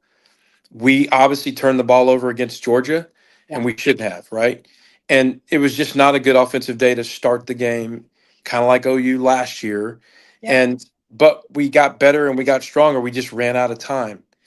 But I think those lessons learned are allowing our team to grow this year and to be better prepared in the future for struggles, hard times. I don't know, get down by 10, get down by 14, and never give up. I hope we don't. But So hang on, wait a minute. Yes. I got a question. Yes. Fancy Boots, you've got a Great Dane and a cat? I have 2 Great Danes and 2 cats. And 2 cats. This is Kevin, Wow. my feral little turd that is Kevin. ruining my. Yeah, her name is Kevin. She I is love ruining my life right now. Is Kevin the girl? Kevin's a Yeah. girl. Yeah. That is. I saw the Great Dane earlier. I'm thinking, man, Yeah. that's a big dog. And then I saw the cat come through, and I'm thinking, Yeah, how does this that is- work in the household? This is the small cat. So I have her. She's the feral little runt, and then I have a Maine Coon that's also wandering around here somewhere. Okay. Who likes to pop Okay. in? But I yeah, did see the Great Dane, and I'm thinking, you got 2 of them? I've got 2 of them. 2 of them. Yeah, and I live in a pretty Wow. small space. So, but you know I what? got you. They're lazy and they're wonderful. So That's I how I got feel about my Saint Bernard. yeah. You got Saint Bernard?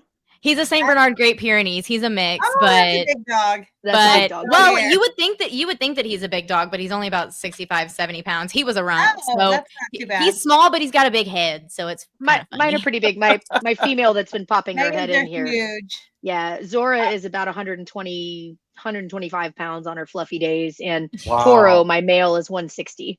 So he's So, yeah, so I've got another question for you ladies. he'd How be did no you? lineman. How did? Yeah, How did you period. get? How did you guys get into the just kind of the sports talk, Texas talk? I mean, obviously, I heard about you guys before I ever met you guys. So Well, that's honestly, that's probably the highest compliment we could get. I hope That's it was so sweet. decent. Hope it was. Yeah, I hope no, it no, was it good was- what you heard. hey, listen, I was excited just to be invited. Oh well, we're so We've grateful been that trying to get you on. So Right. I'll tell you. So Kevin Dunn, he's been in Austin sports radio for a while, Longhorn Network. He's been in media for years, right? And he's been do you know Kevin Dunn? He's been on the radio and stuff. He's one of my longtime good friends. And so we would sit at the sushi bar, with my husband and my daughter. We'd just sit at the sushi bar and just talk sports. And Right. and then Megan would join us. We would just talk sports. And he's like, people would want to hear what you are saying. And I'm like, no, nobody wants to hear what I have to say. And we just talk. And people, it sounds like we're all sitting around having a, mango martini. And that's what you do, right? We missed happy hour. Sorry, it was at 8:00. Anyway, we just sit around and talk. And I think so Megan and I started this podcast during COVID. So this is our 5th year, 6th year. Wow. Doing Okay. this, 5th year Just of before doing this. COVID, yeah. And we Yeah. just started putting out just fun stuff and then making friends with people. And then we've have a really great connection with a lot of the mamas and the families. Yep. So we love to bring the families on and get a different perspective of what it's like to, have to deal with social media people trashing your child or Yep. watching your kid go out there and save the day in a big moment, like all the great moments and the tough moments and the inspirational and what got them to Texas. A lot of the stories that you get to hear it from the mama and daddy side, which is very different than some reporter saying so-and-so was offered on January. That's very different than your story about, how he, being spotted by Gideon. That might be something that people don't know. Like, who is this guy? I need to know, right? Those Yes. are stories that a lot of people don't know. So we've kind of taken more of that angle. Like, we can talk about the numbers and the yards and the this and that and what players stood out and blah, blah, but we like to look at it as Longhorn fans, as Longhorn people who know about the sports, but just take it from we love the team, we want to support the team, but we will be honest. And so that's how we started getting going. And I think we have a good group of friends that like to listen to us as if we're all sitting around having a beer together. And that's how we like No, to do it. that's impressive. I We mean, have- yeah. that's impressive. It's completely impressive. And I think it's a great, unique look, right? Because the parents don't have much of a platform to talk about their kids. I mean, you're talking about some amazing young men and their stories and their backgrounds. And the parents I've gotten to know so far have been amazing. Love their kids, love their attitude. But we're all going through a growth period. Like, Sure. we are all literally, as parents, having to regrow up with our kids as they transition into adulthood, right? It just so happens that they're now doing it at a university that's extremely public in the things that they do, and That magnifying glass is that there. magnifying glass is, Yeah. is large. And so, but I think you guys have tapped into something pretty unique from the perspective of the parents and the family members and all that. Somebody must be hearing me in this podcast, because everybody's calling me now. Blowing you They're up. like, "What's up?"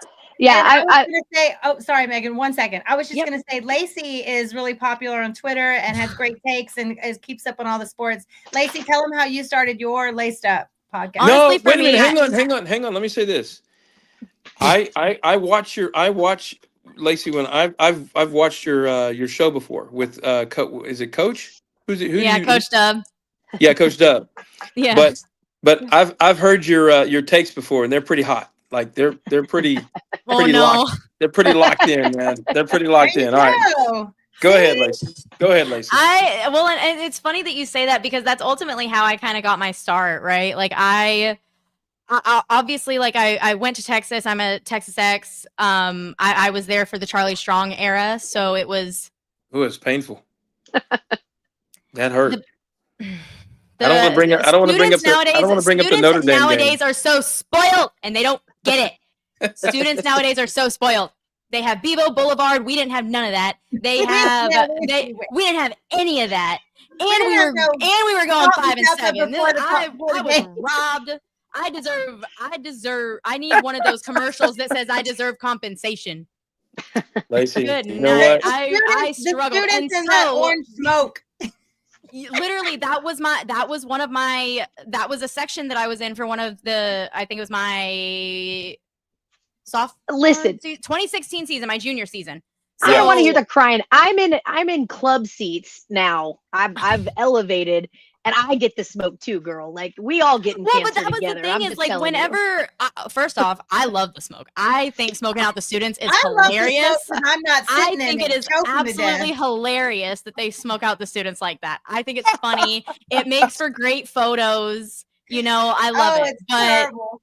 But like my whole start to all of this started because I talk a lot of crap. Like, that's literally, like, it sounds like a hee hee ha ha joke, but like, I got stuff to say, and I have an opinion, and I'm gonna make it known whether you like it or not. And hey, let me tell you something, Lacey. This is my first time talking to you directly, right? Yeah. What I do know is you do talk a lot of good crap. But it's all in but it's all in fun. Like, I'll be honest with you. Whenever I've watched you online, I'm like, kind of all three of you ladies, like, I see you guys in passing, but you know, I don't say anything, because I'm sure you guys get pulled around in so many directions. But no, I think it's pretty cool. I think like please again, Megan, when you see us, give us a big hug when you see us. Yeah, like when I saw Megan the other day, I'm like, well, I recognize Megan because of her hair color.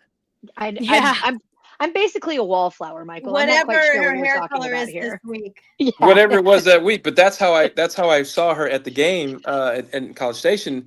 Besides the fact that she was leading, you know, a cheer slash song. Regardless if the band was playing, she was singing. Listen, I had a job to do. A queen. If we score, we sing all of Texas Fight. That's just how it goes. I was a little disappointed that the band stopped, so I'm going to carry that on. We're going to finish it through. We're going to call it a day, right? Mm-hmm. It's you know, that's right. Where I live. Let's give a couple of shout outs real quick too. We want to make sure we celebrate what the defense did this weekend. I know I don't want to like cut us off, but I want to make sure we give some love to what the defense did this weekend.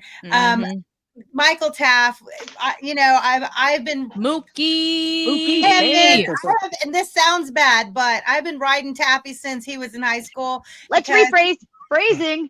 Phrasing. Come on now. This is a family show, Rocky. Since he was back-to-back defensive MVPs of our high school, and my like I said earlier, my daughter was friends and went to school with him. I've just been supporting this kid, young man, for so long, and I love him so much. And it's a little sad how much I love Michael Taft. But let's show real quick. Okay, hang on. Okay, I gotta jump because I gotta take this call from Trevor. So go ahead. If you guys want me, if you guys ever want me back on the show, just send me a link or send me just text me. Michael, always, we appreciate you. Thanks, ladies. Team, tell them love to the team from us. Absolutely. Y'all be safe. Thanks, bye, ladies. Appreciate you. Bye. Welcome. Appreciate you. Okay, sorry. So Michael Taft. I'm gonna stay on here and talk to y'all. Yes, so. stay with us, please. Stay. Yeah. All right. Let's play Michael Taft's interception real quick. We're gonna give Vernon Broughton some love because we love his Mama B. All right. Here's Michael Taft's interception. Sharp start, 3 for 3. Again from the pocket, on the move, launches downfield, and it's intercepted. He took a chance and pressed the ball, but Michael Taft, that smart ex-walk-on, respected leader back there with the first takeaway tonight. Yeah, Chris, just playing. I love how Doc Allen calls him Marcel One Reed. It made that an incredible play. It was an NFL. The athleticism that you saw from Michael Taft right there was insane. To be able to hit that angle the way that he did and to jump and catch it at the high point like that was just it really set the tone for the game, if we're being completely honest. Like it really set the tone. Like, look, y'all may try, but it ain't happening. It's not happening tonight. So I big props to Michael Taft, Mookie. I'm gonna call him Mookie, but as Mookie. I like Taffy. Coach Dub and I, whenever we would talk about, Michael Taft in the back end and everything, anytime he would make a good hit or anything, we'd call it a milk check. Because like having a white boy back there that is as physical and has the IQ of what Michael has is just, it's insane. And it's so dope to have him back there, not only just for our own sanity, but to see him come from a walk-on and to be so appreciative of getting the scholarship and to be surrounded by so much love and support by both Sark, all of the team, everything like that. Hearing him talk about that today, about how special that was to him, and knowing the type of game that he had on Saturday and he's had all season, if we're being completely honest, it's just, it's so dope and it's so nice to see it, especially for a guy like that. Yeah, look, the resurgence of the white safety. Again, we know our boy Rod Babers would be proud. Really excited for him there. Hey, I do want to give a quick shout out to Rod Babers. They announced today, sad announcement here that Rod Babers and Patrick, it was the horn unexpectedly and pretty subtle or suddenly shuttered their doors. So again, just a shout out to Babers and Patrick for what they've done. They've been with the horn for such a long time. They've been ride or die. They've done a ton for the Texas community. Really appreciate them and all the insights that he gives. Hopefully, we know they're going to land on their feet. But I mean, you already see it at Third and Longhorn. Like Third and Longhorn is one of the best post game shows and preview shows that we have. With having all those guys, Okafor and Jay Hills and having DJ legends come in, having DJ come in and everybody and come in and sit and talk about the game and talk about everything and have Rod in all the time and everything. It's one of the best post game shows that I watch. Agreed. It's one of my personal favorites. Impressive. I like the angles. Yes, I like the angles that they come from because you see it from not only from a fan perspective and seeing it from what you're looking at, but you've been there. You've been in their shoes. You understand what they are seeing from a completely different aspect than we do. They're good at bringing it to life for sure. All right, so CB, you're right. sorry, just real quick. Rod is with On Texas Football. You can still find him there. Absolutely. Megan, 1 second before we move on from the Mookie talk, does Mookie leave this year or stay and play with Arch in his first season as a starter? I would think it would depend on his grade. He is graded as one of the highest SEC DBs, safeties all year, nationally highest. Pro Football Focus keeps him consistently high. He is one of the best players on the best defense in the country. So as much as I would love him to be here the next 20 years, strike while the iron's hot. Go make your money. Go live your dreams. Sark talked about this in the press conference today about the travesty it would be to take away this walk-on program. Because of a walk-on, he sacrificed a full ride at other schools to earn his spot at Texas. He is one of the faces of the best defense in the country. So I wish him the best. So if he does go, that will determine. I guess they asked him today about it. Sark said he is NFL caliber. So we'll see if he goes. I would think if he comes back with the good grades, he would go.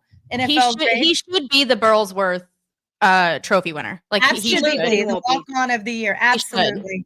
Yeah. Look, and sorry, I will Megan, say go that. ahead. Yeah, like well, to that point, like we've seen what Jahdae Barron, the decision he made to stay with Texas, was based very much on. I think we're seeing this shift in the program. Barron's decision to stay with Texas for this additional year was based on his grades. It was based on, he really leaned heavily on his advisors and people that are really looking out for his best interests. I think that something that goes underplayed a little bit in this Texas team right now, and the staff that is there, the advising and the true grading and the support the that the team has, the evaluation has changed quite a bit. And I think, so yes, I agree with you, Rocky. I think this is probably our last year seeing Mookie. We saw him walk on senior day. We saw him You're right, he did walk on senior day. Well, and you see it in something as simple as like strength and conditioning. You know, you see it from one regime to the other. You look at Tom Herman's regime, you had a guy like Jordan Whittington who couldn't stay healthy. And then as soon as Sark comes in and they start doing the right thing on strength and conditioning and making sure that these guys are, you know, nutritionally on the right path and lifting weights the way that they need to, and cutting and being lean and speed and everything, like you see the difference in the programs. And it's just like I said, it just makes me very, very excited for the future. Even though we still got games to play, y'all. We still got the opportunity. It's all in front of us. Absolutely. And that's all you can ask for the first year in the SEC. Sorry. Absolutely. On that Mookie talk, I do want to give a shout out. Like, we know that Mookie held it down. We know that Taft has really showed up and showed out this year. But let's give a shout out. Let's bring it back to that Aggie game. Let's give a shout out to the defense overall. Yes. We've talked about it here. We know we wear our burnt orange glasses, but we like to think that we're fair. We're honest about evaluations. But I've got to say, this defense has really turned into the game changer for Texas. Mm-hmm. We knew that Texas defense was strong last year. We saw a few questions coming into it. The Texas defense has kept this team in the hunt. And look, that old adage, defense wins championships, I think is really coming through for Texas right now. Texas held A&M to 248 total yards. That's what we had rushing almost. Exactly. Yeah. That's 146 yards passing, 102 yards rushing. This was a low as far as rushing goes for Texas A&M. I want to say this again. A hobbled Quinn Ewers outran in a special brace. In the revolutionary brace, the way that they were like really honing in on the revolutionary technology, which I mean, I get it because it's got the hinge. Dorsiflex? Yes, because it's got the hinge in his ankle, so it allows for the mobility. It allows for the mobility, but it maintains the stability within the ankle. It keeps you from moving this way and allows you to move it that way. It looked like dorsiflexion, which I think we've had. So it must be something very special. Anyways, go ahead, Megan. Sorry. So the point is, Texas, listen, Quinn ran more than one of the most highly touted recruits at A&M at the running back position. Well, they're running quarterback. Exactly. Texas allowed 15 first downs. That's it. And again, A&M went 4 for 11 on third down and 0 of 3 on fourth down. We know that A&M turned the ball over every time they went for it on fourth down. There were some interceptions. There were goal line stops. I don't think enough can be said about this Texas defense and how they've really showed up for the team. Again, we're going to be honest about our evaluations here. As much as we like to be the group that boosts the team and we talk about the good things and we're going to highlight the good, there's still some stuff to be worked on as well. And we talked about this earlier in the show, earlier in the hour. This Texas offense has a propensity to do really great, get off to a hot start, and then cool off a little bit. But where the difference for me has been this year is that the defense has been able to pick up when that offense cools off a little bit, when that offense isn't quite clicking. We've seen it in a few games where they just couldn't get the offense going. The defense has consistently showed up and done their job and kept Texas in the game. So I want to give a huge shout out to that defensive group.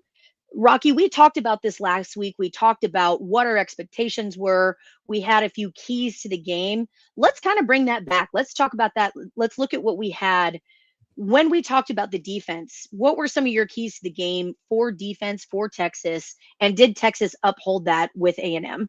Okay, so last week I said my keys to the game were for Texas to run the dang ball in order to protect Quinn. Aside from just running the ball, it was for the intention of protecting Quinn because we didn't know the extent of his ankle ability, right? So 243 yards on 47 carries. Yeah, they did that thing. And also, I would like to, can I just play this real quick? Arch's touchdown. If you want to talk about running the ball to protect Quinn, how about bringing in the special package with Arch to run the dang ball to protect Quinn? In the backfield, along with Juan Davis, the tight end. Big moment early. Manning with a keeper. And Arch Manning still rumbling, banging down near the pylon. And spot. And this is for you, Megan, because you wanted Arch's stank face after. Here.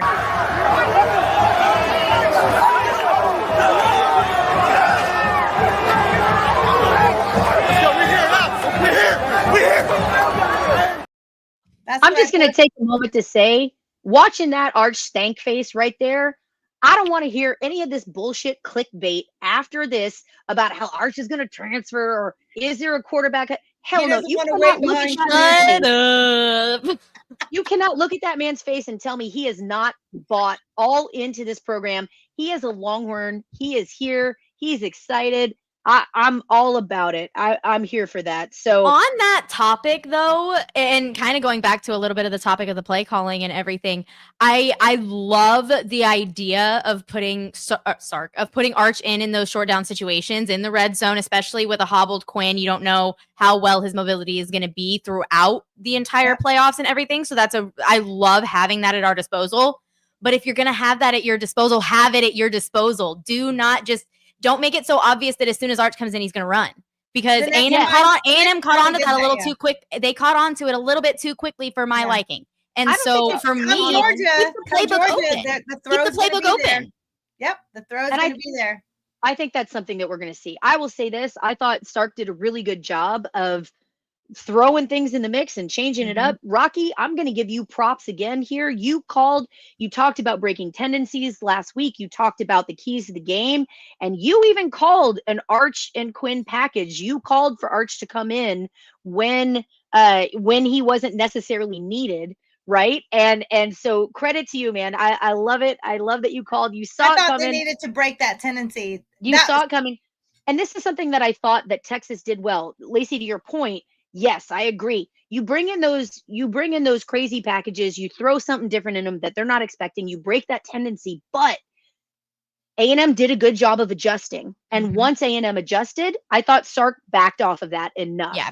I will say this is something I wish I could have said while Michael was still on a little bit earlier. But one thing that I really loved about this game that I want to talk about with the offense too is there were a lot of opportunities. Look, I think the play calling, Lacey, I think you nailed it earlier. There were some times that got a little snagged it. Like when something's working, you keep shoving it down their throats. Yeah. Keep it working. Don't change it up to be cute. I if thought it ain't broke, don't fix it. that's where because Trey easily could have had 2 touchdowns. Easily. Right. The only issue that I had with the play calling was I do agree with you. You're running the ball. You're running the ball. That was one of my keys to the game too. Rocky and I were very much on the same page with this. You run. Texas has turned into, with the emergence of Trey Wisner, of Quintravian Wisner, we have seen Texas become a dominant running team, which I don't think a couple of games ago we would have called, given the depth issues. We are what we are. Well, and that's when we've seen our best Quinn too, because our offense, the engine of our offense is the run game. That is the engine of the offense. As much as you want to say that Sark loves his quarterbacks and he's a quarterback guru, whisperer, all that stuff, his offense goes directly through the run game. Exactly. So the fact that we haven't been able to sustain a consistent run game throughout the season has put more pressure on Quinn, has put more of the game flow and everything on Quinn's shoulders. And when you're hobbled, whenever you're getting lit up at the line of scrimmage, via the Georgia game, some of that stuff just isn't going to be able to work out the way that you want it to. And so I think with the emergence of the run game over the past few weeks, we've seen the best versions of Quinn as well. Yeah, I think what I will give credit to Sark and company with this, though, is that they are shifting their game. It might take a little bit longer than we had wanted, but they identify where the strengths are, where the weaknesses. I'm not going to fault a coaching staff for being basically 3, maybe 4 running backs down. I'm not going to fault a coaching staff in that situation going, you know what? I don't know that I'm going to rely on my run game here, right? So, but I think once we learned, and once the coaching staff learned to trust Wisner, and Wisner proved that, look, man, put the team on my back. I can do this. I will run. I will take it through. No problem. Once that was established, I credit the coaching staff for shifting their play calling. They did adjust a bit. They stopped looking at the throw quite as much as they did earlier. My favorite thing about this game, and where I got the most mad about the play calling in this game, was even when A&M knew that we were going to run the ball. This is my favorite kind of running. And CB, I will bring this up. This was old school SEC football. This is slobber knocker football. This is old Big Ten football. This is when I'm going to run it and ram it down your throat, and I'm going to let you know that I'm going to run it, and you can't do a damn thing to stop it. I love that kind of football. And I think this is where I love that this emergence of this Texas running game that cannot be stopped. You know that it's coming. You see it from a mile away, and you still can't do a damn thing to stop it. I love that. What pissed me off the most watching this was when Sark moved away from that. Lacey, to your point, we're going to run the ball. We're going to run the ball. We're going to push it. Why, when we get in the red zone, are you going to take that away? A&M knew that you were going to run the drive the whole way down the field, and they couldn't do anything to stop it. To be cute. Right. So this is where I hope that we get a good mix in looking forward to the SEC championship game. We know Georgia. We've seen some of what they do. They know us. There's plenty of Texas on film at this point. So yes, I do think you have to have a mix of those breaking tendencies, some crazy things. I think we're going to see some packages with Arch at Wildcat, and maybe Quinn even out. And Quinn out to receive. Who knows? I think we're going to see some crazy stuff. But what I want Texas to do is stick with what got you here. Darryl Royal said this. You dance with who brung you to the dance, right? You don't get to where you're at and abandon everything that has worked for you when you get there to be cute. So I hope that Texas, while I do think a mix of that, throwing some crazy things in, a big man tutty here and there, I'm not mad about it. But don't get so preoccupied with getting cute that you forget what your bread and butter is, and you forget what team you've turned into. Here's where I'll challenge you, Megan. I love it. I always believe in dance with the one that brung you. But we did not get to 11 wins on a run game. It's only been the last couple of games where they've gotten in a run game established. The first 9 games of the season, 10 games of the season pretty much, were pass heavy. And having to throw the ball to move down the field. Bolden, Golden, Bond, we've talked about this, Wingo, Moore. The biggest plays all season long have been in the passing game.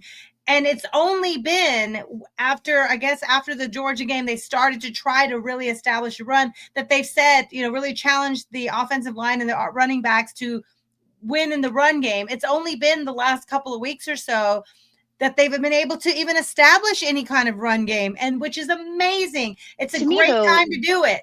To me, though, this is the emergence what brought us was the passing game. Yes, but there is also the point that, just like Mr. Gooseby talked about, we've got a quarterback that's banged up. And I agree that Quinn has absolutely been a leader of this team. He has done what he's needed to do, given the position that he's been in. But you've got a guy that's still hobbled. Let's talk about that. You've got a guy that suffered an oblique injury, right?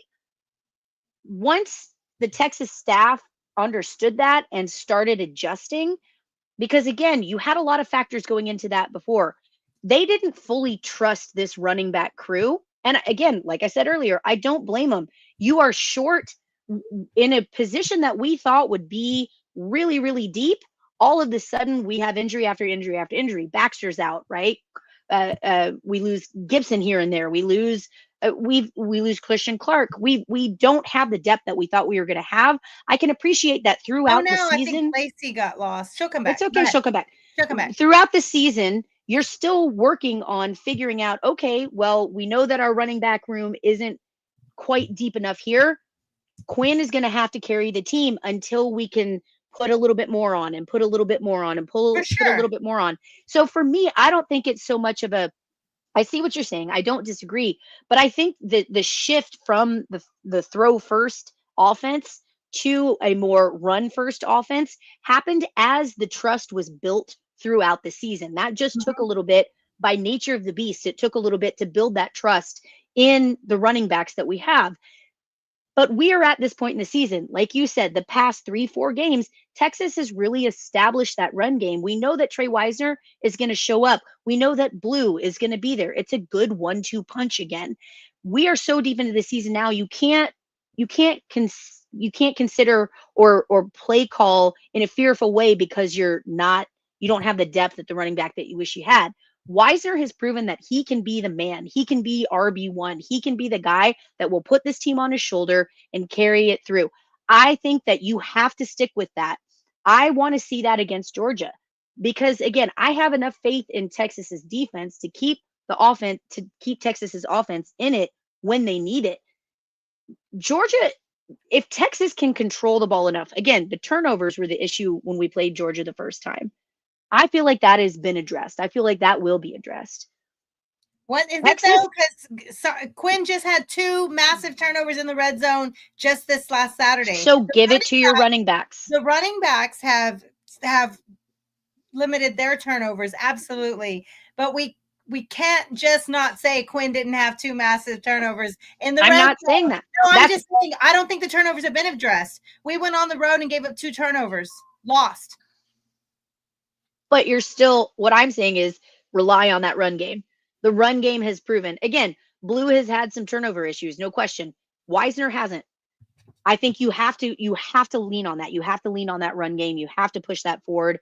Work with what's working for you. Yes, work with what's working for you. Yes, but I would argue that what got us to 11-1 is way more the passing game than the run game, because the run game is just now getting going, and I hope it's on fire and they figured it out and it's on a roll and let's go. Absolutely, because a run game and a defense like Texas will win a national championship. Absolutely. But is it I hope they figured out what they need to run the game, that physicality at the line, the scheming, whatever they're doing that's different. But the team that was able to shut Texas down to 20 something yards rushing was Georgia. So that's the buzzsaw. If ever there's an opportunity to prove that, yes, you figured out your run game, it's going to be this Saturday against Georgia. Okay. I think run the dang ball. Absolutely. Right. I think at this point, it's an evolving, like the Texas offense has been evolving. Yeah. I think we're at a good point, and I think that you stick with what's working. And for me, what brought you to here, I don't think Texas wins this game against Texas A&M if they rely so heavily on the pass game like they did earlier on in the season. You give what the defense is giving you, you adjust in game, but this has been an evolving offense over the course of the season. So I don't know that it's a fair thing to say, well, the No, pass because game brought us here. the Aggies' weakness, we could have exploited those DBs all day. And they turned around. Confusion. I didn't know this was my ball. It felt like the first half, the running game was amazing because they relied on it and it worked. But when I went back and watched the game, it was like, oh, that was my pass. Oh, Bond went this way, the ball went this way. And Gunnar Helm was amazing, but there was points where he went one way and the ball went the other. That's exactly my point. How are you going to rely on that as a passing? Yeah. I don't know. I'm just saying, I just don't think it's all working. Nobody can beat them. I think Texas is such a strong, again, the O-line is performing at top level, and the Trey Wisner, especially the emergence of Trey Wisner, has changed the dynamic of this Texas team. And I think you've got to stick with that, with what's working. So I love it.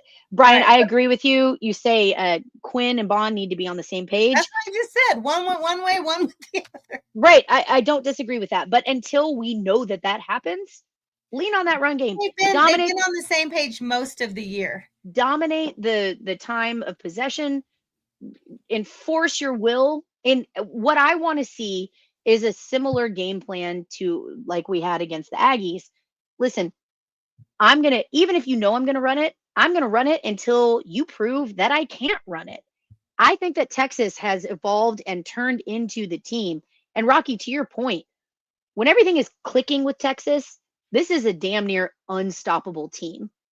But I think Texas's problem has been there have been some hiccups here and there along the way, right? We still haven't played our perfect game. Texas still has not played the most perfect game. They haven't played mistake-free football across the board. National championship game. And what I will say is, when you're in that position, man, again, stick with what's working. And lately, the run has been working. I think that's a thing that you've got to keep pounding the ball, not only because it has been working for Texas, but also you're going to control the line of scrimmage. You're going to control the O-line has proved that they're doing that. You're going to control the time of possession. You're going to control that. Just shove it down their throats until they force you not to. That's my thought on it. Oh, I agree. I think, but within, like Sark says, each game has a life of its own, right? So if the matchup is calling and the personnel is calling for a certain thing, go with it. If you've got DBs that can't defend, don't have the speed, the scheme is working, throw the ball on them. If the defensive front that was supposed to be so, what do you call it? Not vaulted. What's the word? Like vaunted. What is it? Vaunted. Yeah, vaunted. The vaunted, front seven of A&M was supposed to be, so elite.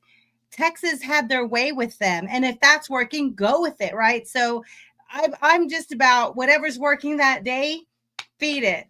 And if it's the run game, great. If it's the pass game, great. If it's half and half, mix, move the ball. All right, so let's give a shout out to, before we wrap up the Aggie talk, we have 530 people watching, so we'll keep going. Vernon Broughton, we have to give some love to, we're still in the defensive talk, kind of, sort of. Let's give some love to, first of all, did you have happy hour? I've been drinking, girl. I don't know where you've been at. Richard gave me an amazing, some kind of fruity martini. I don't know what it was, but in the glass you gave me. I love it. I know. Listen. I was looking at the computer anyway. All right. Well, let's give a shout out to Vernon Broughton and his performance. Yeah. Let's show his play. We laughed about it earlier, that offensive lineman that said he felt sorry for the Longhorns having to go into that environment. And here's that same number 60, right? Getting whooped by 45. You saw the nickel. Gilbo also came, but it's the big. I'm going to show it again. Look for number 60 on his butt. You saw the nickel. Gilbo also came. Whoop! That's some grown. Yep. That's some grown man football right there. I love that Broughton just came in and with that single move, put him on. It was right past him. Again, I want to give a shout out. Let's not underplay the work that Vernon Broughton has put in this year. We know that, again, congratulations on the new Mr. Broughton. He got married earlier in the season. was not available for the spring game because of it. But the work that he has put in, the work is truly showing up right now. It is coming to fruition. Vernon Broughton has absolutely increased his draft options. He has shot up on the draft boards. It is exciting to see him. We talked about this a little bit earlier with Michael Gooseby, again, father of Trevor Gooseby. We appreciate y'all being here. We hope you heard that part of the conversation as well. But what a great time to be a Texas fan where you hear recruits' families and you see the recruit development, right? Texas did not have development for a long time. That was not a strong suit of this Texas football team. And all of a sudden, under Coach Sark, I shouldn't say all of a sudden, by design and by plan, we are starting to see that player development really show through. Again, with the draft stock going up for everybody, this is something that has turned into a huge selling point for the University of Texas and for this staff on how this staff is able to develop players, build them up, grow them out. Again, strength. We talked about strength and conditioning earlier, and how this staff is helping these young men grow into these amazing players. Vernon Broughton, to me, is a shining example of that. We are watching him turn from a pretty good player to, oh my God, this guy's going to be playing on Sunday and he's going to get picked high. Rocky, what were your thoughts about his performance? So Mama B, his mama Yolanda, she's one of our really good friends. We love her so much. She works so hard. All three of her children, her daughter plays collegiate basketball. Her son is up and coming football player who's also being highly recruited. His team is in the playoffs. He's having a fantastic season as well. But her oldest is Vernon. These were his stats on Saturday. We know Alfred Collins, Aggies decided they were going to go after him, and it left Vernon with a really big opportunity to wreak some havoc, right? So 4 tackles, three defensive stops, 2 sacks, 4 QB pressures, and that fumble recovery. We know Trey Moore, all the love to how hard he's been working all year, but really showing up more on the stat sheet the last few weeks. The game was pretty much about a minute and a half, 99.9% Texas was going to win. But if the Aggies could score quick, they were still in that game, right? So there was still pressure. Trey Moore had an offensive lineman's like hand in his face. He broke off, swung around, stayed with the play. So as long as Marcel Reed is moving, there's time. He comes from behind, hacks the ball off, and inches from the sideline. Vernon Broughton is right on the spot, dives on it, secures it before rolling out of bounds, and it's Texas turnover, fumble recovery and bounds. And my favorite part is Vernon Broughton with this kiss. Perfect. Kisses to you. He's like, yep. Maybe he's kissing us. Maybe he's kissing his wife. Maybe he's kissing, I don't know who. I'm going to say he's kissing the Aggies goodbye. He secures the game. Texas has a 10-point lead with about a minute and a half and gets the ball back. That is fantastic. Team, like everyone on the defense had a job. The D-line had the pressure. The linebackers and the edges came around. Like, it was just amazing how much you realize how it takes all 11 of them to make something happen. The DBs are covering, so there's nowhere for Marcel to go, for Reed to go. So they push him out of the pocket. He's still working. They know what he's going to do. And that's how they finish the game. From beginning to end, they had that pressure. So congratulations to Vernon Broughton on his best game, statistically his best game of his career. And what a time to be doing it, going right into, we lost Megan. I'm sure you'll come back. Megan, I only have your photo. So I'm here. I'm just throwing things at my cat and I didn't want y'all to see that. Okay, that's fine. All right. Oh, your poor cat. All right. No, she's scratching my screens trying to get out. So we're good. So let's talk about it. So multiple goal line stops. Aggies came into this game. We talked about this last week. They were number 2 in the country in red zone offense. I was shocked to actually see that. I didn't realize they were so productive when they got into the red zone. They were number 1 in the SEC. They're number 2 in the country in red zone offense. They had 12. I counted 12 plays in the red zone. 13 if you count from 21 yards and in, because one of them was at 21 yards in. 0 points. to take the #1 team in the SEC, #2 in the country in red zone, and give them 13 opportunities from 21 yards and in and get 0 points. I mean, how do you not give this defense a A++++++? Yeah, look, I can't be understated how this team is working well together. Again, we saw we've talked about him ad nauseum, so I won't linger too much on it. But Jahdae Barron showing up. We've talked about Mookie, his performance. I mean, this to me is the Texas versus Texas A&M game. Granted, we haven't played it in 13 years, but this is always an opportunity for legends to be made on either side. Yes. I want to say this. I think that Broughton solidified his position as a legend at Texas with his play in this game. I think that Michael Taft did the same thing. I mean, the INT. This was a game. Trey Wisner. Again, we're going to give love all the way around. The performances by Texas and the individuals here, and the way that Texas played as a team, there were some legendary performances that showed up in this game. Rocky, I got to ask you this. Who is your player of the game for Texas versus Texas A&M at Kyle Field? I tweeted this after the game. My players of the game, I had on offense, I had Wisner, of course, breakout performance. I had Gooseby just stepping up at that level, coming in for a top 5 round NFL draft pick and didn't miss a step. And not, like I mentioned before, when his father was with us, it wasn't just that he jumped in and played.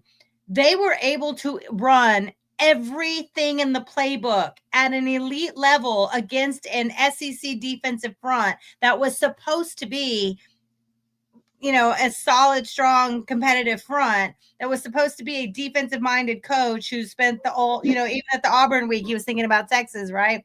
They were running against that and didn't miss a step. It has me so excited about the future. So I had Wisner, Gooseby, and I had Gunnar Helm. Gunnar Helm statistically was solid as usual, but I think it was more that when Quinn needed him most, he came through. The one where Quinn had to scramble a bit, and just before, I thought he almost passed the line of scrimmage when he got that ball right over the defender to Helm waiting on the side near the sideline. The one where Helm caught it right between the DB's hands, it could have been an interception. There were moments where it could have gone the other way, and Helm is that safety net. So those are my offensive players of the game. My defensive player was the defense. Everybody, all the time. Yes. Group effort. All right. Who are yours? Yeah, I'm going to mimic a lot of what you're saying. Wisner, I feel as well as everybody played, you can't overlook the performance by Trey Wisner and how much he stepped up. Sorry, Quintravian. I'm trying hard to break that habit. We knew him as Trey. That's how I met him as Trey. And now I've got right. Look, but again, I don't think it can be understated what he really showed up and did during this game.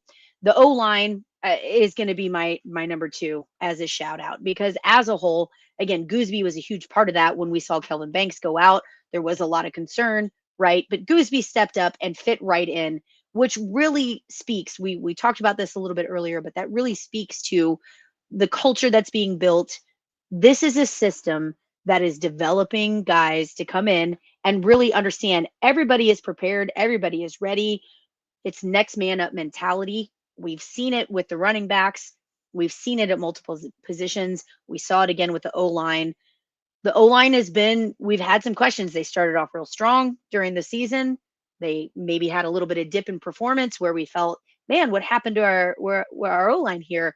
They stepped back up. And even when you take a first-round NFL draft pick out, Gooseby steps in, and there is absolutely zero drop-off in production. So I'm going to give the shout-out. My number 1 position is to Quintravian Wisner and his performance there, but it can't be understated what the O-line did to help that performance and to perform throughout the game. So huge shout-out to them there. I'm excited to see. Rocky, are you okay talking a little bit about the SEC championship game?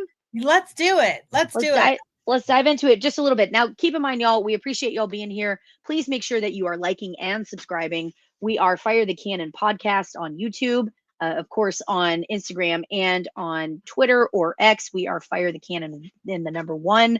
We will talk fully in depth about the SEC championship on Thursday. We'll dive more into that, but we got to talk a little bit about it now, right? We got to jump in and talk about what we're doing. So moving right in from the performance of the O-line into the SEC championship game, I want to ask you, Rocky, do you think that this team is capable of going up against Georgia again?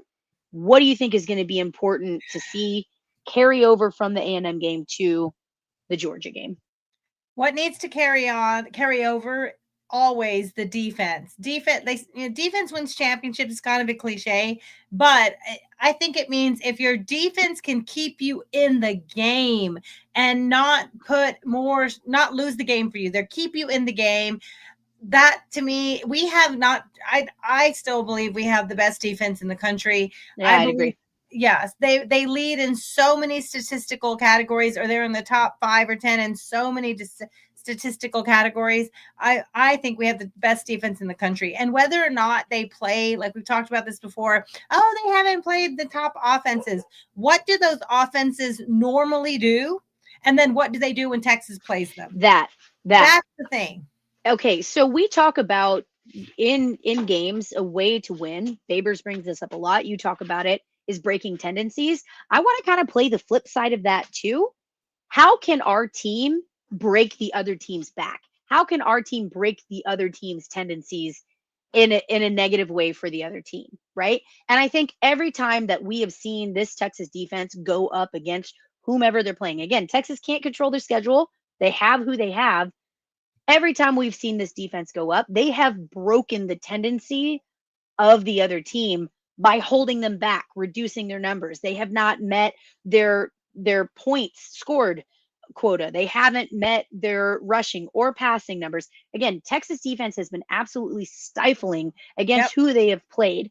So I love the idea of breaking tendency for Texas, right? Mm-hmm. You have to show a different look. You have to keep things, again, especially at this point in the season, there's plenty on tape, there's plenty on film for other teams to expect something from Texas. So you got to break the tendency there. You got to show something a little different. But the other side of that, I love seeing Texas break the tendency of other teams.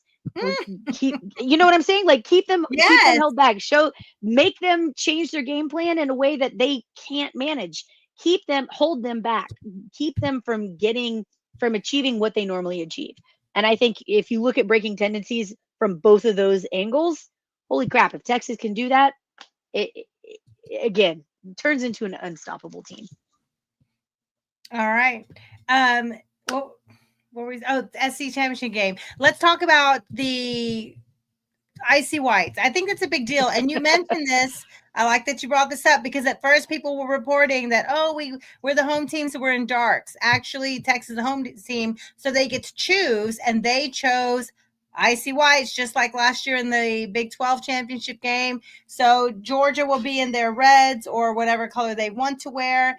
And yeah, it's red. It's not what they want to wear. It's the opposite of Texas. So they'll be in but I'm saying sometimes they wear black. Sometimes they could have worn black, or sometimes they've worn gray or whatever. Like they're wearing red. We're wearing white on white, icy whites. So you mentioned in one of your tweets about we're pretty successful when we wear our icy whites. I don't want to get yelled at by people for saying this, so I'm going to knock on wood, and I'm going to put that out there. But so far this year, Texas has not lost when they're wearing the icy whites. They also won the championship, the Big 12 championship last year as the home team who chose to wear the icy whites. They won the championship last year. So look, I'm not saying that Texas is a superstitious team, but maybe they're a little stitious. Maybe they're a little stitious here. Yeah. Okay. So it also helps when you're 11 straight true road games in their icy whites. That helps too. So this game, we'll dive into it later in the week, Thursday night when we go live, but Texas opened as a 1.5 point favorite. They are now up to a 2.5 point favorite as of a couple hours ago. I don't know if it's that hard to beat a Texas team twice, or maybe they're really trusting what they're seeing now that Texas has a running game established and an elite defense. Maybe they're taking that package and putting it together against a Georgia team that just went to 8 overtimes against Georgia Tech. I don't know. Hey, All right. Georgia Tech, shout out to the Yellow Jackets for wearing out Georgia. We appreciate you. I do want to answer a couple things. Miracle Martinez, always appreciate you being here. Love you showing up. You asked which stadium would I say was louder, Michigan, Arkansas, or that other place? Thank you for that. I often call Bryan College Station the shadowy place. So I love that we refuse to name them. Honestly, okay, this is probably going to be kind of a jerk answer. This year, they were all kind of about par. I wasn't overwhelmed by the environment of any of those places. I would say that DKR got louder than Michigan, got louder than Arkansas, got louder than Michigan was A&M. not. Yeah, I would say that DKR on the whole is a louder environment this year than any of those three places that I visited. Rocky, you were at Michigan. They were loud early, but with Texas, but it was 11 a.m., so it's hard to digest what they could be in a night game. Yeah, but that's a caveat I'll add. Both Michigan and the Pigs were at 11 a.m. And I will say this wholeheartedly. I think that took away from the environment. That early game took away from the potential environment. With Michigan, I thought they had the potential to be really loud. Of course, there are a lot of people in there, 111,000 people. But Texas's dominance in that game took the crowd out early. So for me, that's kind of a hard thing to compare all game long. I thought Michigan had the potential to be the loudest, but their performance took their own crowd out of it at that point. Again, with Arkansas, I've been to Arkansas before. I will say this. I thought Arkansas 3 years ago was louder than A&M this year. I will say that night game to night game, I thought that Fayetteville was a more noisy and a more difficult place to play than College Station was this year. And again, I'm comparing night game to night game. So that's my thought there. Maybe I'm wrong. Maybe I'm wearing too much burnt orange to really see that fairly, but here we are. Another question from Miracle Martinez. Do we think we'll keep Gooseby at the same position next year? Yeah, I do. I mean, I think that's where he's been working out well. He balled out. And what I really loved, we talked about this a little bit earlier when Michael was on with us, watching that shift from him moving to one side to the other. I thought that was great. I will say this. I know that what this offense works with a lot and what Kyle Flood works with a lot is taking his guys on the line and trying them out and working them out at different positions. So yes, I do think in general, we're going to see Gooseby kept at the same position, but that's not to say he can't play other roles and can't play other positions. I was going to say, we know one of the things Flood loves to do is cross train. We've interviewed Hayden Connor on this show, and he talked about the importance of cross training, not just for their own their own value, right? Their individual value, but the team value. And if there is a player that is injured or goes down, someone else can pop right in and know and function and at a high level, right? So we know that they do cross train, and they will always cross train on multiple positions for the team's worth and for their individual worth. But yes, the way he balled out, Gooseby balled out. And if you missed it, we talked with Michael Gooseby, Trevor Gooseby's dad, earlier in the show. So you can scroll back or watch it again later. He told us fantastic info on how his son got to Texas, the recruiting process, the development of his son, and the moment of his son going into the game. And he didn't have his glasses on, so he couldn't see that it was Kelvin Banks that went down. All great info, so go back and watch it. And then also Lacey Michelle, everyone knows her as Hook'em Lacey XOXO on Twitter. She was with us. She had technical difficulties. Her mic died, her headset died or something, so she got locked out. But anyways, we love you. Thank you, Lacey, for joining. Let's quickly, we're talking about the impact of like previewing college football championships, SEC championship game. Texas has Georgia and Alabama and Atlanta this weekend. Can you believe that? Year one. Can you believe not playing for the SEC championship game while being in the SEC? I mean, I can play. I can believe it.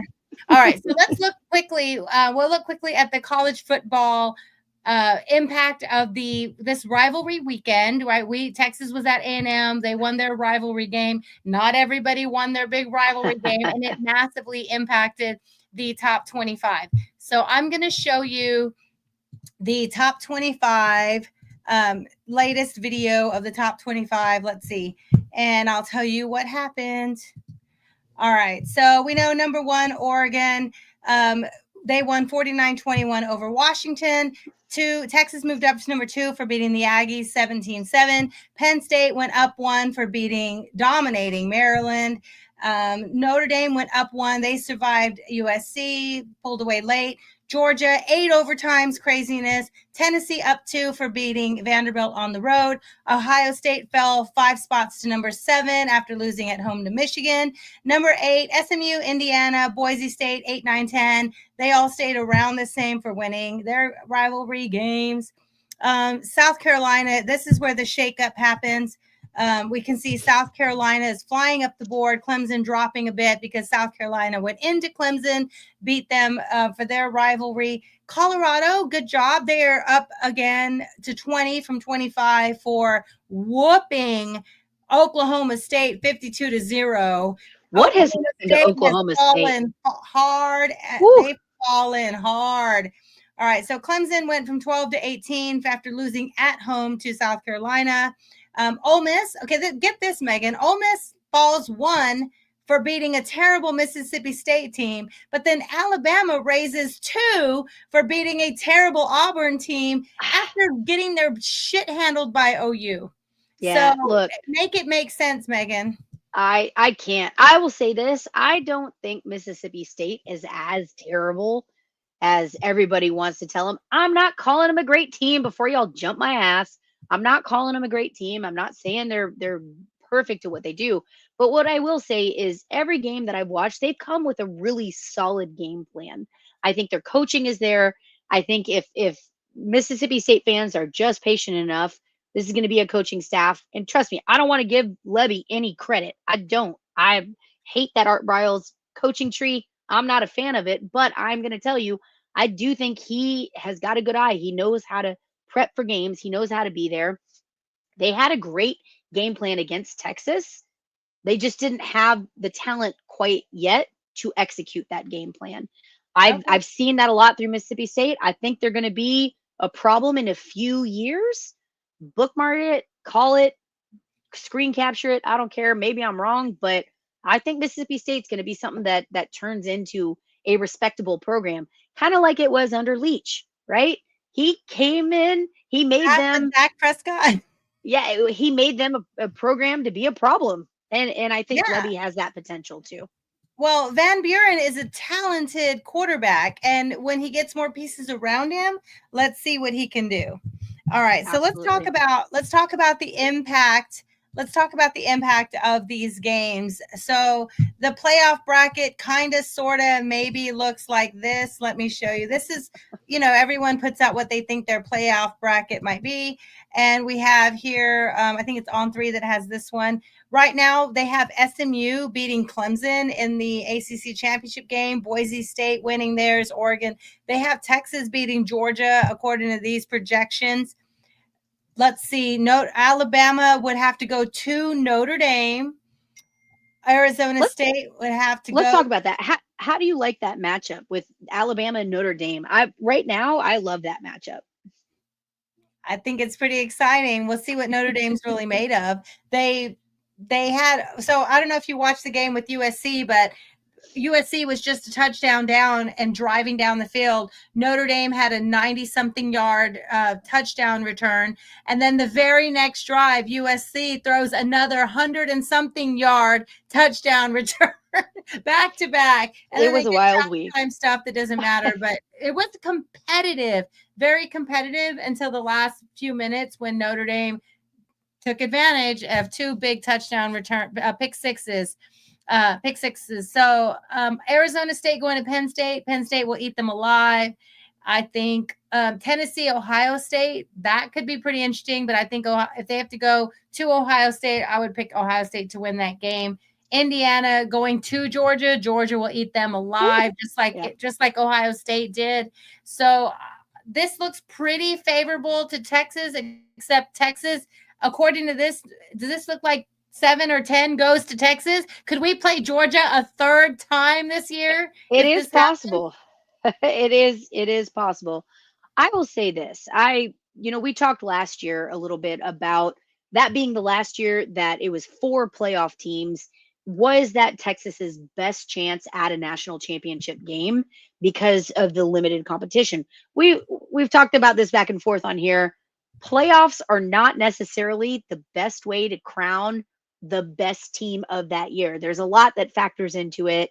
There's some luck, there's some matchups, there's that don't necessarily play out. You don't always get the best team versus the best team in a playoff scenario with multiple teams. But I will say, looking at this matchup right here, I like how this lines up for Texas. Yeah, it's a little crazy to think that Texas could play Georgia 3 times in 1 year. Let me tell you this right now. If that happens, I don't want to hear a goddamn thing from anybody about Texas's strength of schedule or how capable they are or aren't. Because at the end of the day, Texas handled the schedule that was given to them and played a really good Georgia team that many times, and to earn their way in, cool. I'm good with that. But I do like how this lines up because, again, you've got Boise State, you've got SMU. While I respect what those programs are doing, while I respect where they are at, I don't think they're quite at the level of competition or the level of play. What did I do?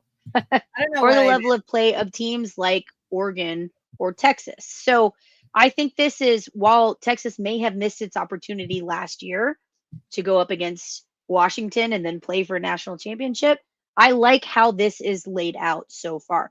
Now, all that to say, we can sit here and talk about the matchups and how wonderful they are. If Texas doesn't handle business in the SEC championship against Georgia, all of it's for nothing. It doesn't matter. Texas has to continue playing. I don't know, because if Texas lose the SEC championship game, that would put them somewhere in 5, 6, 7 range, maybe 8. I would think 5, 6, 7. And you have a pretty good draw if you're 5, 6, 7. You're hosting a home game. You're hosting a home game, but you can have Boise State coming to you, or Arizona State, or SMU, or one of those level teams. That is not the end of the world. You're just right back in. You might have to go to one of of course, you'll go to 1 through 4, but it'll be a big, massive bowl game where half and half allotment, not going to a home team. So should Texas not finish 1 point more than Georgia on Saturday, it's not the end of the world. And it might not even be the worst thing because now you're at home playing SMU. What I will say is, no, SMU is an automatic bid right now. If they win their ACC championship. If they win the ACC championship, but they're an automatic bid in. So what I will say is, look, I think that Texas has a good path right now. Win out, and that is your best path to a potential national championship. I don't disagree with the idea that Texas isn't in the worst position it could possibly be if it doesn't win the SEC championship, but you're still talking about playing an extra game where anything can happen. Crazier things have been known to happen on any given Saturday. I'm just saying, I think that Texas, we've talked about this earlier too, is the number 3. The way the SEC plays out is the number 3 team in a better position than the number 2 team. I would argue 5 team might be. Probably, yes, right? There are clearer paths for teams that underperform at a higher level, if that makes sense. Yes, it does.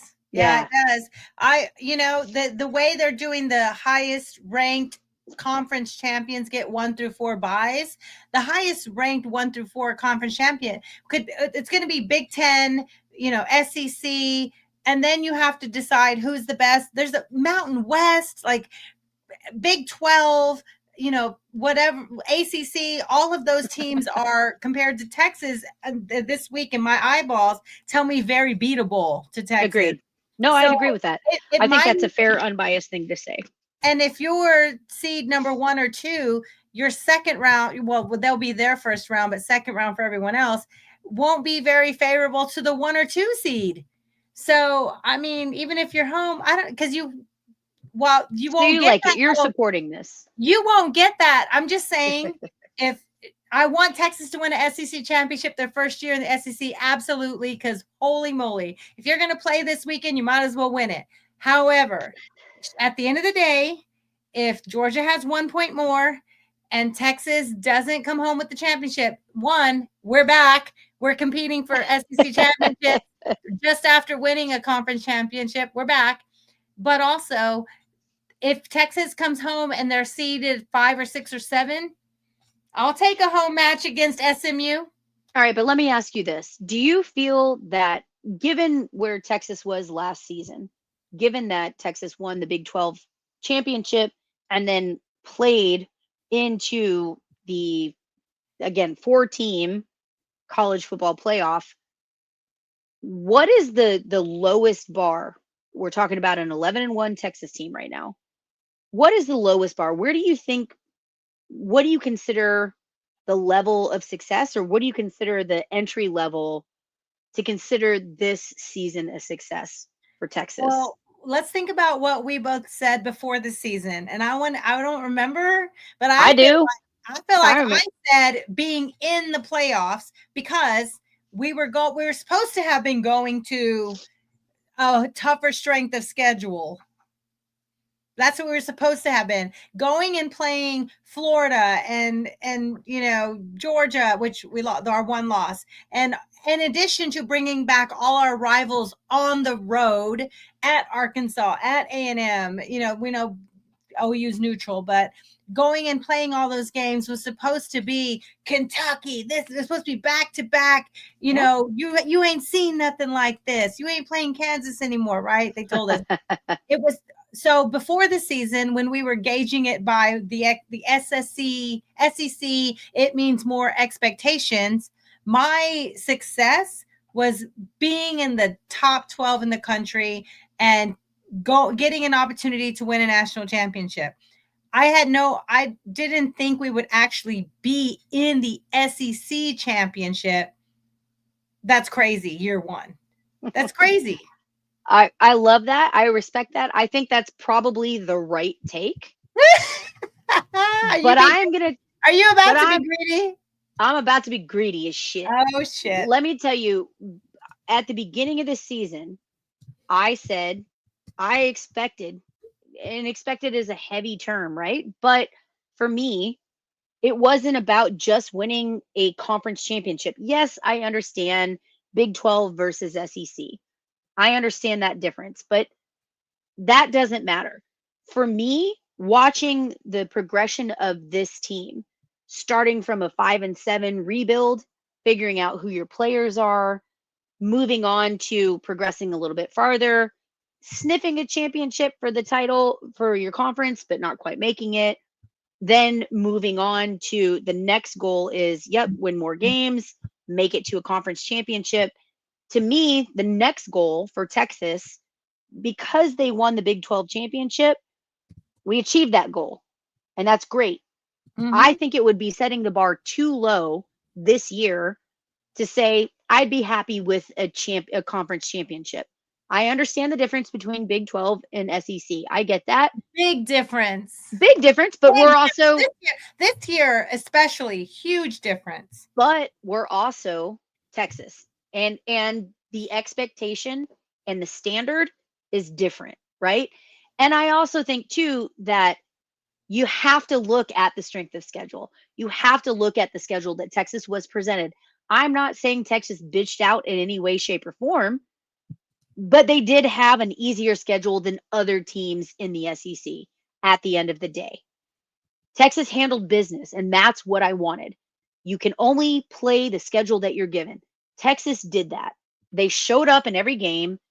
To me, the Georgia game was disappointing. It was winnable, and Texas let that get away from them.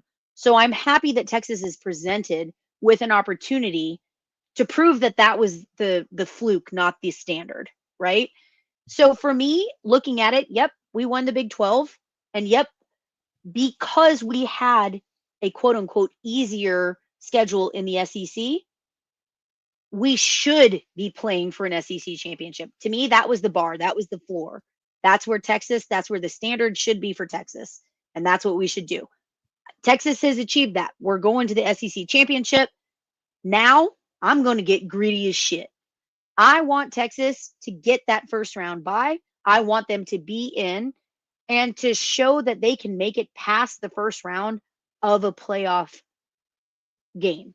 I think that Texas is capable. And if things line up right, again, this is where that 12 team playoff, there's some caveats that play into this.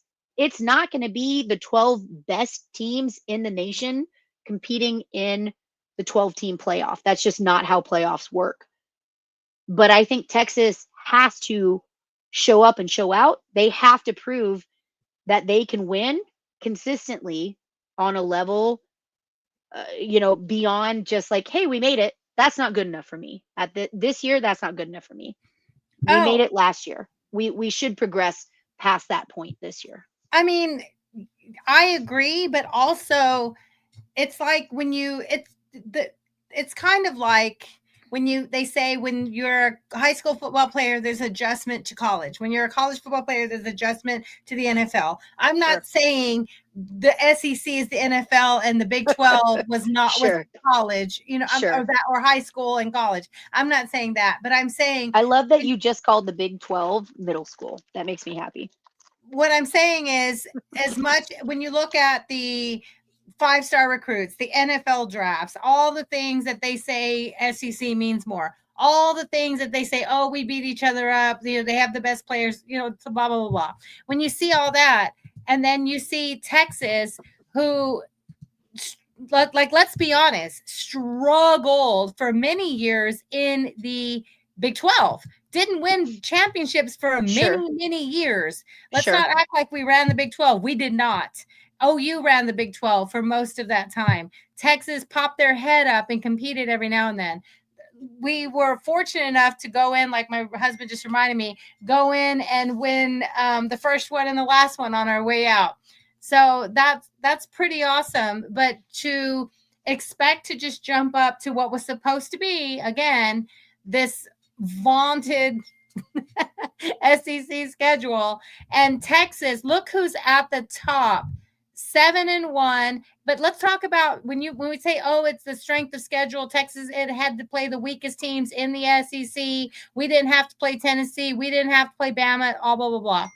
Let's look at this. Points for 228. Points against 118. Texas almost doubled these mofos in the SEC. So the defense stepped up, the offense produced. So let's not act like Texas skidded through, survived shitty teams. And these crappy teams also went on the road and upset other teams. Also beat Bama. That's a valid point. Yes. Yep. Yeah. So Look, that's all I'm saying. No, I agree with you. Listen, we can get into this argument about Texas's schedule and the SEC and all that, but at the end of the day, like we've been saying, Texas can only play the teams that they're presented with. And what I look at is Texas handled every team that they played well. We talked about breaking tendencies earlier. I'm going to bring this up again. Not only did Texas break tendency with their play and to throw new things at everybody that they played and everybody that they faced, but they also broke tendency in that they held every team that they played to much lower outputs than those teams averaged. So I think when you're looking at it, you have to consider how Texas performed in the scope of what they were given. We went into Arkansas. Again, let's talk about the road games. Everybody talks about the tough SEC schedule and there's no cupcakes, there's no easy games. Texas went into Arkansas and won. Woo! They doubled the points. Which Tennessee did not do. Tennessee didn't do that. Texas also held Arkansas to season lows for output, right? Texas went into Vanderbilt, who shockingly was a really Alabama did not win there. Vanderbilt was a really good team this year with a phenomenal quarterback.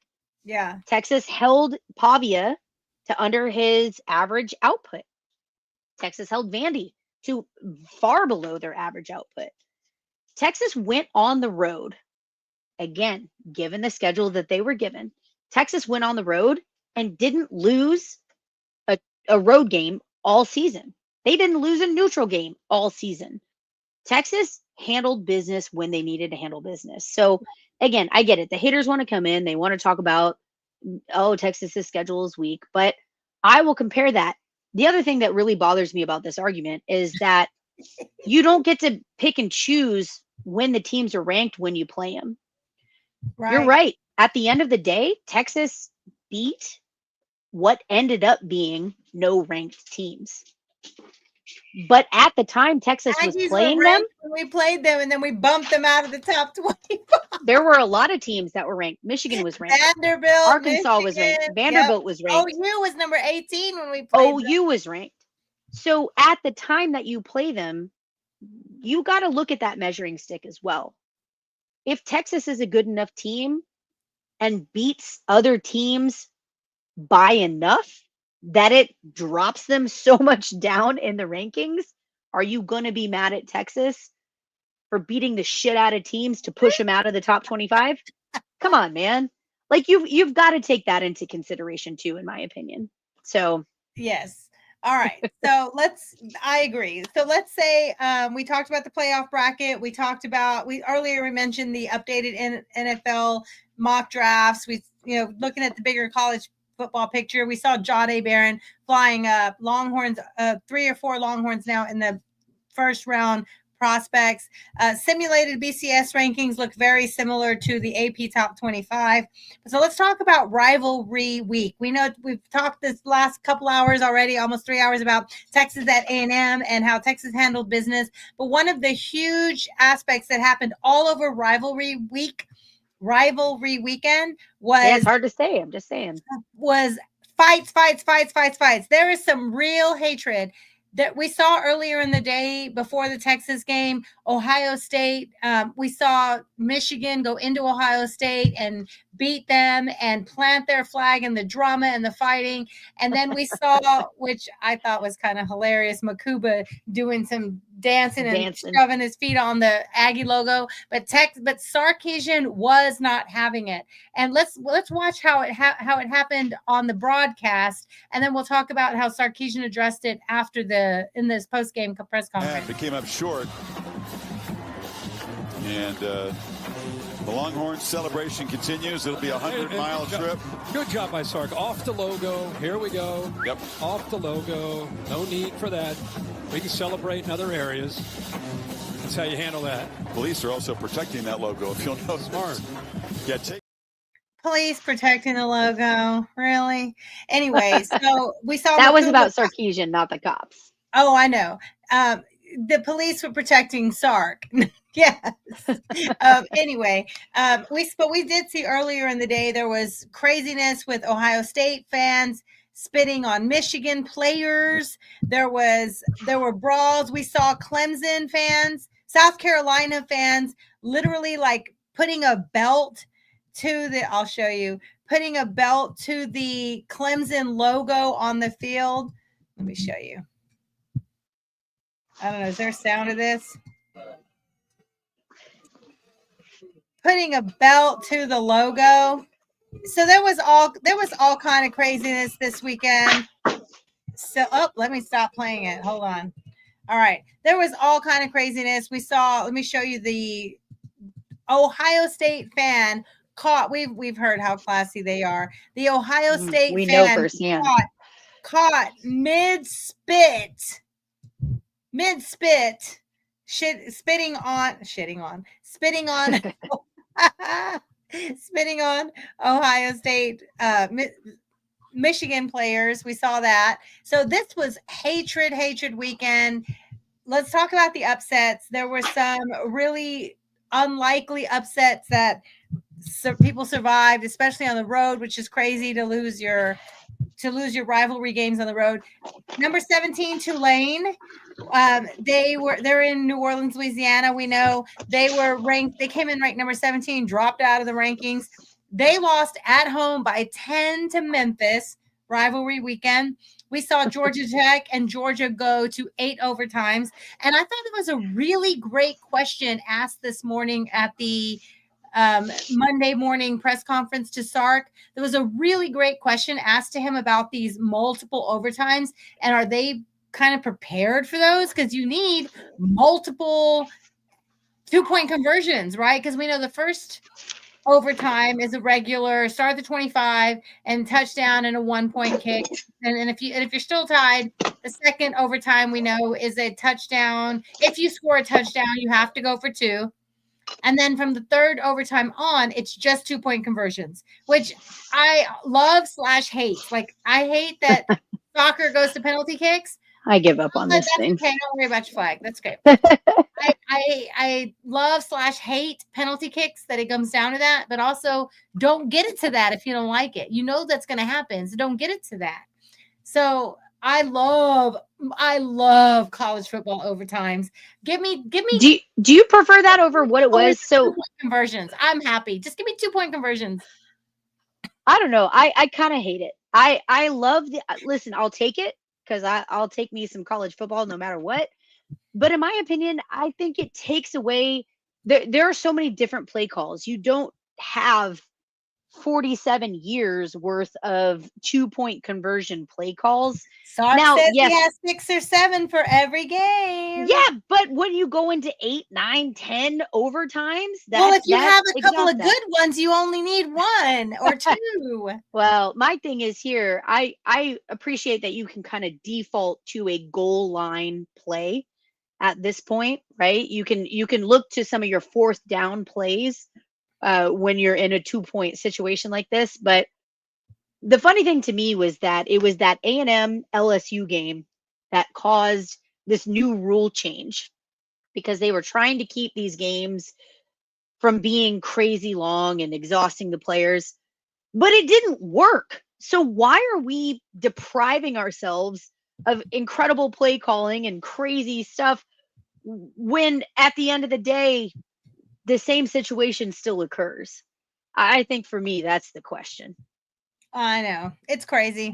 All right. So we saw the heated rivalry. Sark got the players off. We're not going to celebrate on that field. All right. So let's talk about the upsets. Memphis. We said Memphis upset Tulane, Georgia Tech. We saw the 8 overtimes. Ole Miss, whatever, they beat Mississippi State. How was Colorado and Oklahoma State a rivalry? We know Colorado played their real rival, Colorado State, early in the season, and Oklahoma State is left abandoned by OU. They have no rival. I would argue that Nebraska Colorado is a bigger rivalry than. Anyone this to me is a feels bigger like rivalry. Texas Colorado is a bigger rivalry than Oklahoma State. Yeah, but they have to give Oklahoma State someone to play this weekend. So what look, I will say one of the travesties of this conference realignment, in my opinion, is the fact that Oklahoma and Oklahoma State couldn't get their collective shit together to figure out how to keep Bedlam going. I have said this about Texas A&M. I think that college football is better when Texas and Texas A&M play and have that rivalry alive. I say the same thing about Oklahoma and Oklahoma State. I think college football is better. You get some crazy games. Yes, it's a lopsided rivalry. Oklahoma traditionally has owned that rivalry, but you get some classics. You get some crazy games with that rivalry. And in-state rivalries, to me, are what it's all about for college football. I think that it would be to both Oklahoma and Oklahoma State's benefit to have that rivalry renewed.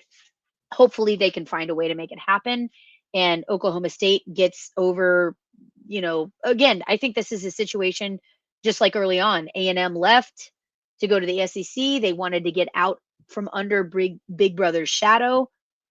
But I don't know. I think, especially given where the state of the Oklahoma program right now, I know that Gundy isn't doing himself any favors. He came in dead ass last in the Big 12 didn't win shit, especially when you got Ollie Gordon. But you could have played a really bad Oklahoma team this year too. You could have added to your resume that you beat an SEC team in your rival, but you ran away from that, and I think that college football is worse for it. Well, there you go.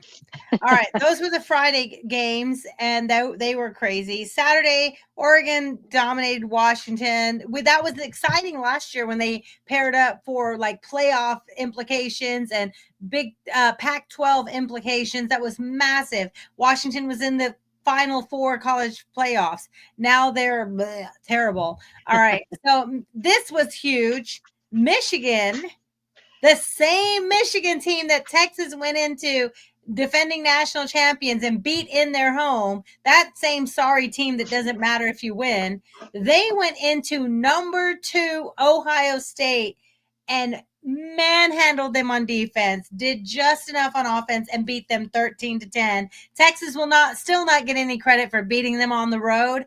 However, that dropped Ohio State out of the Big Ten championship.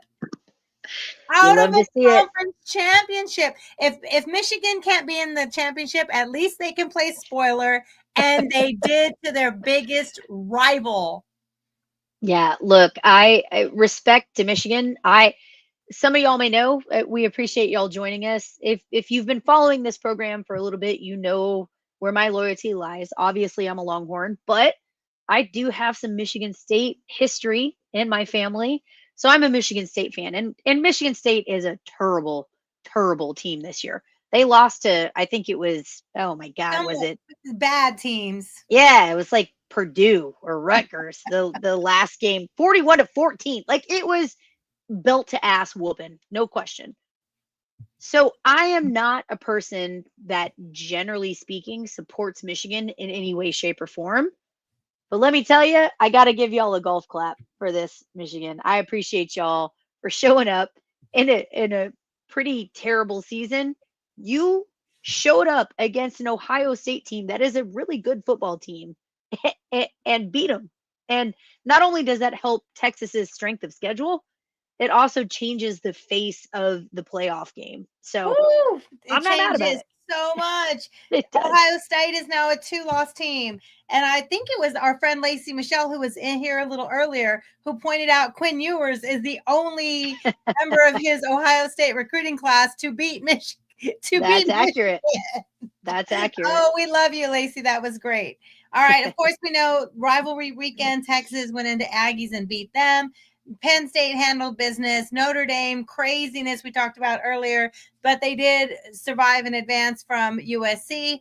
Another huge upset on rivalry weekend. I didn't know Miami and Syracuse were a rival. They are not. However, Syracuse handled business and put 42 points on that. We've been saying this all season. Miami had no defense. Suspect. Syracuse put 42 points on that Miami defense. All right. Tennessee won at Vanderbilt. Good for them. They're still in the top 10. South Carolina at Clemson. I don't know why Clemson was favored. We both said South Carolina was absolutely the better team. They were going to go into Clemson and beat them. They did. It was a low-scoring game, 17-14, but they won on the road. That's huge. Auburn, Alabama. Every time Auburn, I thought they were going to compete. Never mind. They were not. Alabama 28, Auburn 14. And Oklahoma, you stink awful. I know you're bowl eligible, but you're going to be playing in a toilet bowl. You put 17 points on LSU. They put 37 on you. All right. Whoa. And then Florida State. Florida State likes to take football back 30 years, but Florida, like I said 2 weeks ago, was going to upset Ole Miss, right? It was Ole Miss they beat. I said they were going to upset Ole Miss and beat Florida State and be 7-5, and they pulled it off. And they are stealing recruits, and we had a recruit flip to us and then flip right back. I will say this. Look, I'm excited. You know that real quick. You know that meme of the GIF of the Grandpa Simpson coming in the door and going right out the door. That's Florida recruits coming to Texas and going right back. That happened. What I will say is I'm excited next year for the discourse around a healthy DJ Lagway and Arch Manning. at Texas. Woo! We That's go going to to be Florida next year. We do We go to Florida next year. Florida next year. Texas is at Gainesville. I think that's going to be a really interesting matchup next year. I love that. Really pitting two big names in college football. Again, we know Arch Manning has had his fair share of playing time this year, more than I anticipated at the beginning of this season. I think more than maybe he anticipated. But he's done well, and I think that's going to be a really fun matchup and a really fun thing to talk about next year. So stay tuned, y'all. Stay tuned. I like the way Sark is getting him ready for a significant game time because we might need it. All right, so the conference championship games are set. This is at Cole Kubalik. He put them easily for us to read. Western Kentucky at Jacksonville State, University of Louisiana Lafayette versus Marshall, Miami, Ohio, UNLV, Boise, Tulane, Army. Army's in a championship game. I like that for the. Listen, shout out to Tulane for the season they're having this year. Even though they just lost their rival. Yeah, but they've been a surprising team for me this year. They've really excelled on offense. They've done a good job of matching up, and it's kind of fun to watch them. So they might not be world beaters, but they're fun to watch. I'm going to tell you, they're going to lose by at least 2 touchdowns at Army. Iowa State versus Arizona State for the Big 12. Okay, this is interesting. Okay, SEC, Georgia, Texas, Penn State, Oregon, Big 10, ACC, Clemson, LSU. So what's really cool is, could this be the first time that all 4 of the new Power 4, right? This is a new Power 4. Could this be the first time that all 4 Power 4 champions are new to the conference? Texas, new to the conference. Oregon, favored. Texas, favored. Oregon, favored, new to the conference. I haven't looked at these this line yet, but SMU is new to the conference. Arizona State, new to their conference. How crazy is that? Yeah, I wouldn't have predicted that. What a crazy scenario that we're in. Listen, I know there's a lot of talk about the realignment and is it good or bad for football? I don't know if it's good or bad for football. I'm not smart enough to comment on that. Oh, goodness gracious. I've got a dog joining me. We love your dogs. Whether she wants to or not. I don't know if it's good or bad for football, but what I will say is I do think it's entertaining as hell. What we've got going on in college football right now is new and different, and it's a lot of fun. All right, well, y'all, we're going on our 3rd hour. Yeah, we got to wrap up. So when normally we don't have that much time. I know. You take conference realignment and you add in NIL and transfer portal and all these things, and you have anybody's game, right? Anybody's game. All right. So we were supposed to be 7 to 9 and it's 10:12 and we're still going. We have over 1,000 people streaming with us right now, which is so badass and so awesome. Let's give a quick shout out. So make sure you're liking and subscribing so you can know when we go live. We go live after the weekend, usually Monday nights, to wrap up what happened, all the craziness of the weekend, and to celebrate the Texas win. We're live. We used to be live Thursday afternoons, but Megan has a full-time job now, so we're going to move to Thursday evenings, Thursday nights. This weekend is Texas at in Alabama, and I keep saying Alabama, Atlanta, for the SEC championship game, because that's what we do when we join the SEC. We go to the championship game. So we'll be in Atlanta this weekend. So we will go live Thursday night because Megan will be on the road Friday. We will go live Thursday night to make sure we talk about preview the rematch. And according to the bracketology we just showed, are we going to play Georgia again later? We'll see. It's very possible. It's very possible. So anyway, we are so excited that so many people are watching. Let's share a couple things as we wrap up before we say goodnight. I want to share, Megan, I know you're a massive Texas Longhorn volleyball fan. We all cheer for the Texas volleyball back-to-back national champions. And sorry, my dog is adjusting everything. That's okay. At this point. This weekend, or no, Thursday, 5th and 6th. That's what, Thursday and Friday, something like that. Thursday and Friday. Yep. The first and second rounds, December 5th and 6th. Texas volleyball at the Islanders, and then there's another game playing in Gregory Gym. you can support. This is NCAA road to the championship games. So Texas is trying to punch their ticket to the back to back to back. So do your part if you're in Austin. Go celebrate. Go cheer for them. Help Texas volleyball. It hasn't been their most consistent year. No lie. But they're still in it. They're still in the hunt, which is great. But they're in it to win it. Yes, absolutely. Which is great. All right, y'all. Share your NFL news real quick.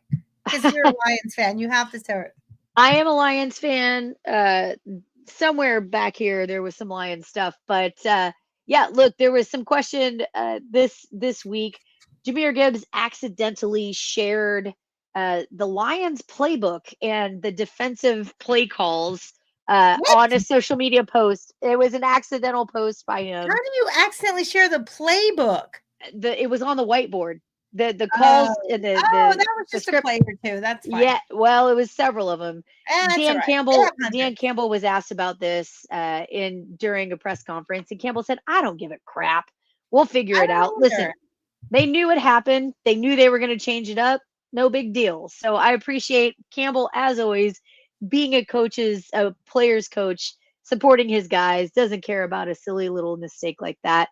Let me tell you all this right now. I will be absolutely insufferable if my Lions and my Longhorns are even more insufferable if my Longhorns and my Lions are playing for a championship this year. So we appreciate y'all being here. We love it. Again, please don't forget, on YouTube, we are Fire the Cannon Podcast. Please like and subscribe. We're doing this on our own dollar. We're doing this out of the love of our hearts. We're figuring it out. We really appreciate y'all being here.